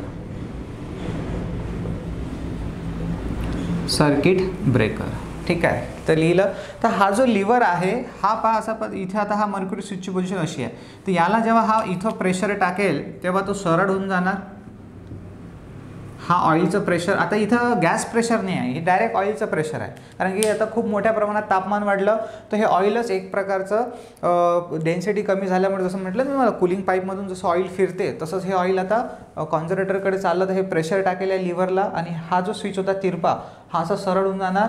जसा हा हँग करून ठेवलेला आहे म्हणा, इथे जे आहे लिहिलं आहे हँग लिहिलेला आहे. जसा हा वरतं चढेल तर हा जो खालचा असेल स्विच, मर्क्युरी स्विच, परत हा आडवा होईल. आडवा झाला तर परत हे 2 कॉन्टॅक्टमध्ये येतील. कॉन्टॅक्टमध्ये आले मर्क्युरी मार्फत, तर जे ट्रिप सर्किट आहे पहा इथे लिहिलं आहे ट्रिप सर्किट, ते ऑन होणार आणि सर्किट ब्रेकर आपल्या ट्रान्सफॉर्मरचा सप्लाय जो आहे तो बंद देणार करून. परत काही तुम्हाला डाऊट्स असेल की सर सर्किट ब्रेकर कसं ऑपरेट करते, कसा ट्रान्सफॉर्मरचा सप्लाय बंद होतो, तर हे सध्या आपलं काम इथं शिकणं नाही आहे. जेव्हा आपण switch gear and protection chapter शिकणार त्याच्यामध्ये सगळं पाहणार डिटेल्समध्ये. तर हा झाला आपला बुकोज रिले. ओके, याचं ड्रेन वॉल पण असतो खाली ऑइल करण्यासाठी बेसिकली. तर महत्त्वाचा प्रश्न इथं आहे की हा गॅस ऑपरेटेड असतो आणि याच्यामध्ये 2 मर्क्युरी स्विच असते. पहिला मर्क्युरी स्विच बझर ॲक्टिवेट करतो आणि दुसरा मर्क्युरी स्विच जो आहे तो सर्किट ब्रेकरला सप्लाय देतो, सर्किट ब्रेकरला ॲक्टिव्ह करतो. आणि मर्क्युरी स्विच कसा ऑपरेट होतो हे पण मी तुम्हाला सांगितलं आहे. Okay, so no doubt. तर पटकन काय करा, छापून घ्यायला, व्हिडिओला स्टॉप करा, केलं आणि प्ले करा. हे लिहिलं सगळं एवढं. तर हा झाला आपला बकवास रिले. वाटते का बकवासचं नाव फक्त बकवास आहे, पण हा बकवास नाही आहे, जीव आहे हा ट्रान्सफॉर्मरचा. ओके, यानं जर काम करणं सोडून दिलं तर ट्रान्सफॉर्मरचं कोणीच लक्ष ठेवणार नाही, ट्रान्सफॉर्मर बिचारा जळून जाणार. तर पहा इथेच ते डायग्राम आहे. ओके, तर मी ते मागची एक्सप्लेन केलीच आहे. आता तुम्ही हे अशी सिम्पल डायग्राम पण काढू शकता. ओके, असं मला माहिती, मी हे डायग्राम टाकले आहे त्याच्यामध्ये. चला, आता आहे टॅप चेंजर. आपला लास्ट पार्ट आहे मेन जे आहे तो आहे टॅप चेंजर. पाहिजे तुम्हाला दिसते आहे हा टॅप चेंजर, थोडा झूम केला. याच्यामध्ये टॅपिंग्स आहेत, नंबर्स आहेत आणि एक त्याला स्विच आहे. तर हा दोन्ही याने ऑपरेट होतो मॅन्युअली. इथून पण याला आपण चेंज करू शकतो हाताने किंवा रिमोटवरून, म्हणजे जे कंट्रोल पॅनल आहे त्याच्यावरून पण, तिथून पण जागेवरूनच आपण याला ऑपरेट करू शकतो. म्हणजे स्विच बदलूनच पण तिथून कंट्रोल पॅनलवरून. आता हे बदलते कसं, तर मोटरच्या सहाय्याने. पहा हा पण एक टॅप चेंजर आहे जो छोट्या छोट्या ट्रान्सफॉर्मरला लागलेला असतो. ओके, आणि हा एक टॅप चेंजर आहे जो मोठ्या ट्रान्सफॉर्मरला लागलेला असतो. याच्यावर नंबरिंग आहे 1 2 3 वगैरे. तर आता हा कार्य कसा करतो पहा. तर जनरली हा जो टॅप चेंजर आहे, पहिले लिहून घ्या, टॉपिक टाका टॅप चेंजर, आणि टॅप चेंजर टॉपिक टाकल्याच्या नंतर टॅप चेंजर आणि इथे लिहा प्लेस ॲट HV साईड. हा खूप महत्त्वाचा कन्सेप्ट आहे याच्यामध्ये. टॅप चेंजर जो आहे तो नेहमी हाय व्होल्टेज साईडलाच बसवलेला असतो. आता टॅप चेंजर हाय व्होल्टेज साईडलाच बसवलेला, आणि इथे खूप मुलांमध्ये कन्फ्यूज होतो, कोणत्या पुस्तकामध्ये त्याचा आन्सर LV असते, कोणत्या पुस्तकामध्ये त्याचा आन्सर HV असते. त्याच्यातला घोड काय आहे पहा. जेव्हा मित्रांनो तुम्हाला असं म्हटलं जाते की लहान क्षमतेच्या ट्रान्सफॉर्मरमध्ये टॅप चेंजर कोणत्या साईडला बसवलेला असतो, लहान क्षमतेच्या, तेव्हा नेहमी आपलं उत्तर LV सांगायचं. पण त्यानं असं म्हटलं नाही आहे की मोठ्या क्षमतेचा ट्रान्सफॉर्मर आहे, किंवा फक्त त्यानं असं म्हटलं आहे की टॅप चेंजर कोणत्या साईडला बसवलेला असतो. ओके, किंवा मग ट्रान्सफॉर्मर हाय व्होल्टेजच्या हाय रेटिंगच्या ट्रान्सफॉर्मरमध्ये टॅप चेंजर कोणत्या साईडला बसवलेला असतो. हाय रेटिंग म्हणा किंवा नका म्हणू, आणि त्यानं फक्त एवढं विचारलं की टॅप चेंजर हा ट्रान्सफॉर्मरमध्ये कोणत्या साईडला बसवलेला असतो, तर नेहमी हाय व्होल्टेज साईडलाच सांगायचं. पोट्टे नेहमी सेकंडरी साईड सांगतात, प्रायमरी साईड सांगतात. प्रायमरी सेकंडरी सांगायचं नाही. प्रायमरी सेकंडरी हे उत्तरच नाही आहे त्याचं, कारण HV जे आहे ती कोणत्याही साईडला असू शकते, प्रायमरीला असू शकते किंवा सेकंडरीला असू शकते, म्हणून त्याचं नेहमी उत्तर राहणार HV राहणार. पण त्यानं जर असं म्हटलं स्पेसिफिकली की लो रेटिंगच्या ट्रान्सफॉर्मरमध्ये टॅप चेंजर कुठे असतो, लो रेटिंगच्या, तर मग तिथे LV सांगायचं. तर सर हे कारण काय आहे LVला कमी क्षमतेच्या याच्यामध्ये लो साईडला बसवण्याचं, आणि जे काही आहे हाय रेटिंगचे ट्रान्सफॉर्मर त्याच्यामध्ये HV साईडला बसवण्याचं कारण काय? कारण असं आहे, पहिलं तर समजून घ्या टॅप चेंजर आहे काय. पहा, हे आहे आपल्याकडे ट्रान्सफॉर्मर, ही आहे याची प्रायमरी वाइंडिंग जे तुम्हाला दिसतंय. कोणती आता एक प्रायमरी वाइंडिंग म्हटल्यापेक्षा मी इथे याला म्हणतो, कारण की प्रायमरी म्हणणं बरोबर नाही राहणार. तर इथे हे आहे आपली लो व्होल्टेज वाइंडिंग, आणि ही जी आहे इकडची ही पूर्ण हाय व्होल्टेज वाइंडिंग आहे. High voltage winding.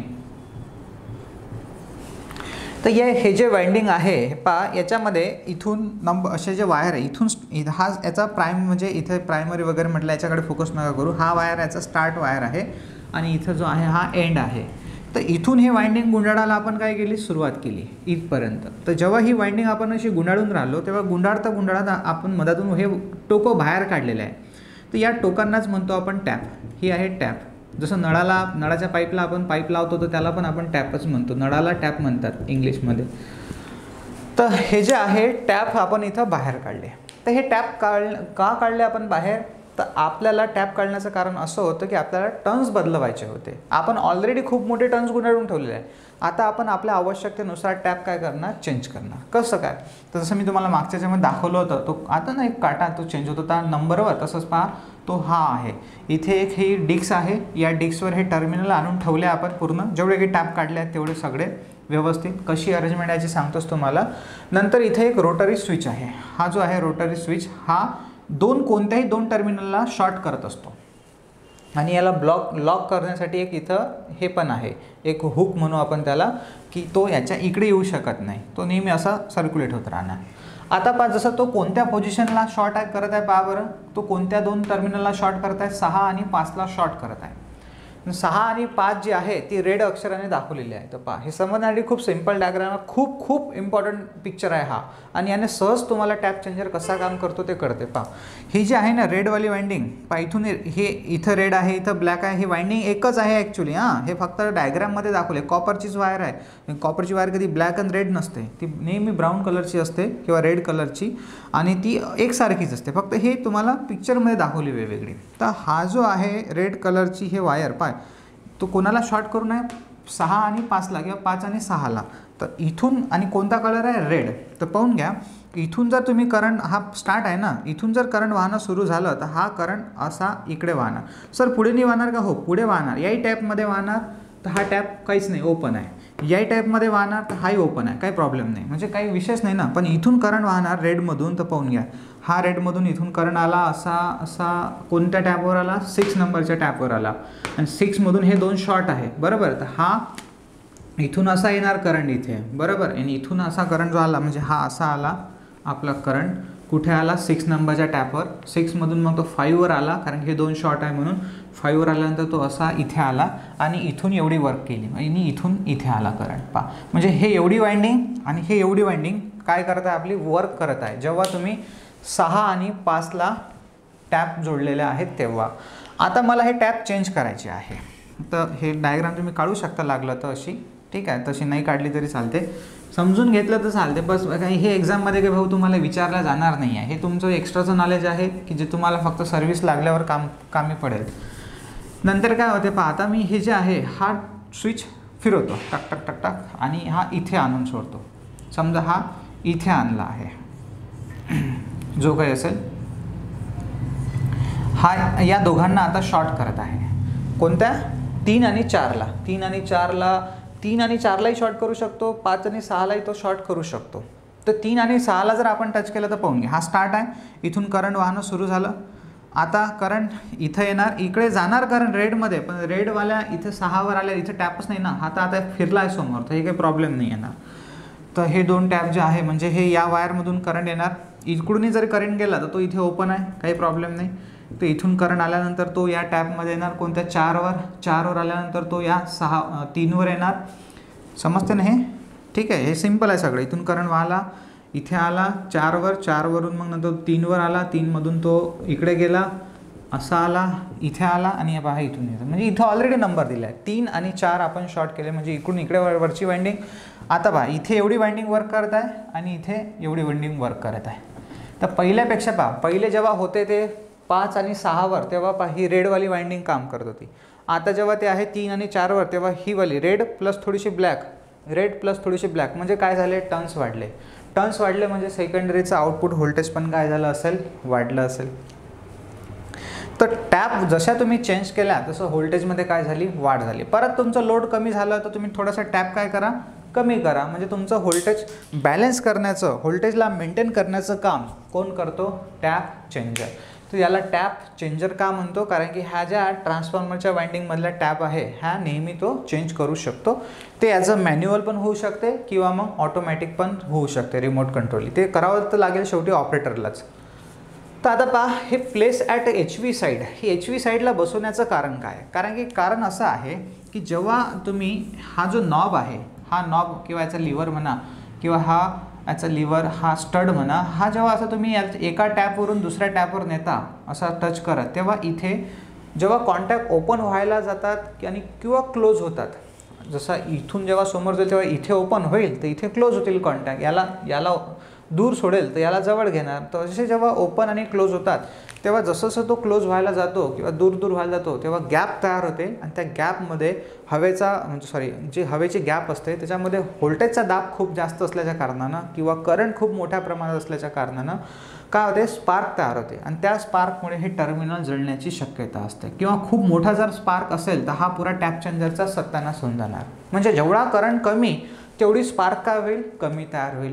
आणि मग मला सांगा तुम्ही आता की HV साईडला करंट कमी राहते की LV साईडला करंट कमी राहते, तर HV साईड, कारण की इथे पहा हाय व्होल्टेज जिथे व्होल्टेज जास्त आहे तिथे करंट कमी असते, हे मी तुम्हाला ऑलरेडी सांगितलं होतं.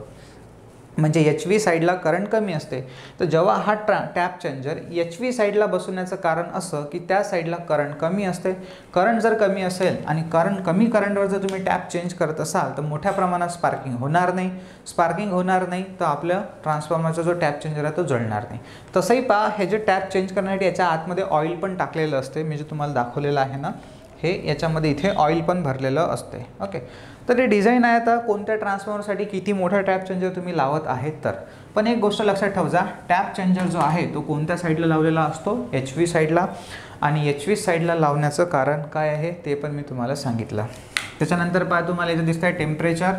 तर टेम्परेचर गेज जो ट्रान्सफॉर्मरच्या टँकला लावलेला असतो की ज्याच्यावरून आपल्याला ट्रान्सफॉर्मरचं टेम्परेचर कळते की किती आहे तर. आणि हे टेम्परेचर कंट्रोल करण्याचं काम कोण करून राहिला, आपलं बुकोज रिलेच करतो. तर नॉर्मल टेम्परेचर किती सांगितलं मी तुम्हाला, 45 डिग्री. ते एक काम करा 45 ते 55च लिहा. पासवर्ड नका लिहू. वेगवेगळ्या पुस्तकात वेगवेगळं आहे, तसे तुम्हाला हे एक्झाममध्ये विचारणार नाही, कारण की जे आकडे फिक्स नसतात ना ते एक्झाममध्ये विचारत नाहीत. चल तसं इथे पहा तुम्हाला 40 डिग्री दाखवत आहे. नंतर मग आता आहे कूलिंग मेथड्स ऑफ ट्रान्सफॉर्मर. तर आजच्या लेक्चरमध्ये तर आपल्याला वेळ नाही आहे, मला ह्या कंप्लीट करायच्या होत्या कूलिंग मेथड्स ऑफ ट्रान्सफॉर्मरच्या. तर नेक्स्ट लेक्चर जे राहील आपलं ट्रान्सफॉर्मरचं, त्याच्यामध्ये आपण हे कंप्लीट करू. तर अशा प्रकारे जो आहे आपण आजच्या लेक्चरमध्ये पूर्ण कंप्लीट ट्रान्सफॉर्मर शिकलो आहे. इच अँड एव्हरी पार्ट्स आपण डिटेलमध्ये शिकलो आहे. ठीक आहे, पूर्ण एन्जॉय केला लेक्चर्स. बाकी आणखी काही डाऊट्स असेल तुमचे तर विचारा. आता याच्या आजचं जे लेक्चर एक प्रकारचं तुमच्यासाठी माइंड फ्रेश होतं, कारण की काहीच नाही लिहायचं काम नव्हतं तुम्हाला आजच्या लेक्चरमध्ये, बस व्यवस्थित ऐकायचं होतं. पण पुढचे जे लेक्चर आहे आता ते डोक्याला त्रास देणारे आहे, कारण एवढंही नाही आहे, आपण तर समजून घेऊनच. ठीक आहे, चला तर इथे थांबू आपण. बाकीचं लेक्चर जे आहे उद्या पाहू. आणि आणखी जे काही फ्रेंड्स आहेत तुमचे, तुम्ही त्यांना सांगू शकता जे खरंच ज्यांना ITची गरज आहे, म्हणजे ज्यांना हवं आहे आपण जॉबवर लागलो पाहिजे, तर त्यांना एकदा सांगाल की बॅच जॉईन करायला. कारण की या बॅचमध्ये आपण बेसिक टू ॲडव्हान्स लेवल पूर्ण पाहत आहे, पूर्ण पॉली लेवल आहे. सोपे, आजचा टॉपिक सोपा होता, पण मी तुम्हाला माहिती आहे याच्या अगोदरचे कन्सेप्ट उद्याचं पण लेक्चर मी तुम्हाला सांगेल की त्याच्यामध्ये काय काय असतात तर पूर्ण डिटेल्समध्ये. तर या बॅचमुळे काय होईल की सगळ्या तुम्ही तर बॅच जॉईन केलीच आहे, पण तुमचे जे काही फ्रेंड्स असेल खरंच ज्यांना खूप गरज आहे, ज्यांना खरंच वाटते की बा, तर त्यांचा एक मोठा वेळ वाचेल, त्यांची खूप मोठी मेहनत वाचेल. त्यांना काय वाचावं, किती डीपमध्ये वाचावं हे कळत नाहीत मुलांना. तर या बॅचचा तुम्हाला एक फायदा असा होतो की आपण जवळपास 27 चॅप्टर शिकत आहे. इच अँड एव्हरी चॅप्टर डिटेलमध्ये शिकत आहे. थेअरी MCQ पूर्ण कवर होत आहे. मिनिमम फीज आहे, टेस्ट सिरीज तुम्हाला फ्री आहे. तर त्यांना म्हणजेच तुम्हाला किंवा त्यांना तर एक मुलांना फायदा होतो. माझा मोठो तर नेहमी आहे की बा कमीत कमी फीजमध्ये मुलांना चांगलं क्वालिटी एज्युकेशन देणे. आणि आपलं टार्गेट आहे की आता एक DFCIL आहे आपल्याकडे, पुणे मेट्रो आहे, आणि ट्रान्सको पण आपली ॲड येणारच आहे. तर आपल्याला 3 पैकी तरी एक पोस्ट सगळ्यात पहिले काढायची आहे. सो थांबू आपण इथे. बाकीचं जे आहे ते नेक्स्ट लेक्चरला बघू. Okay, thank you.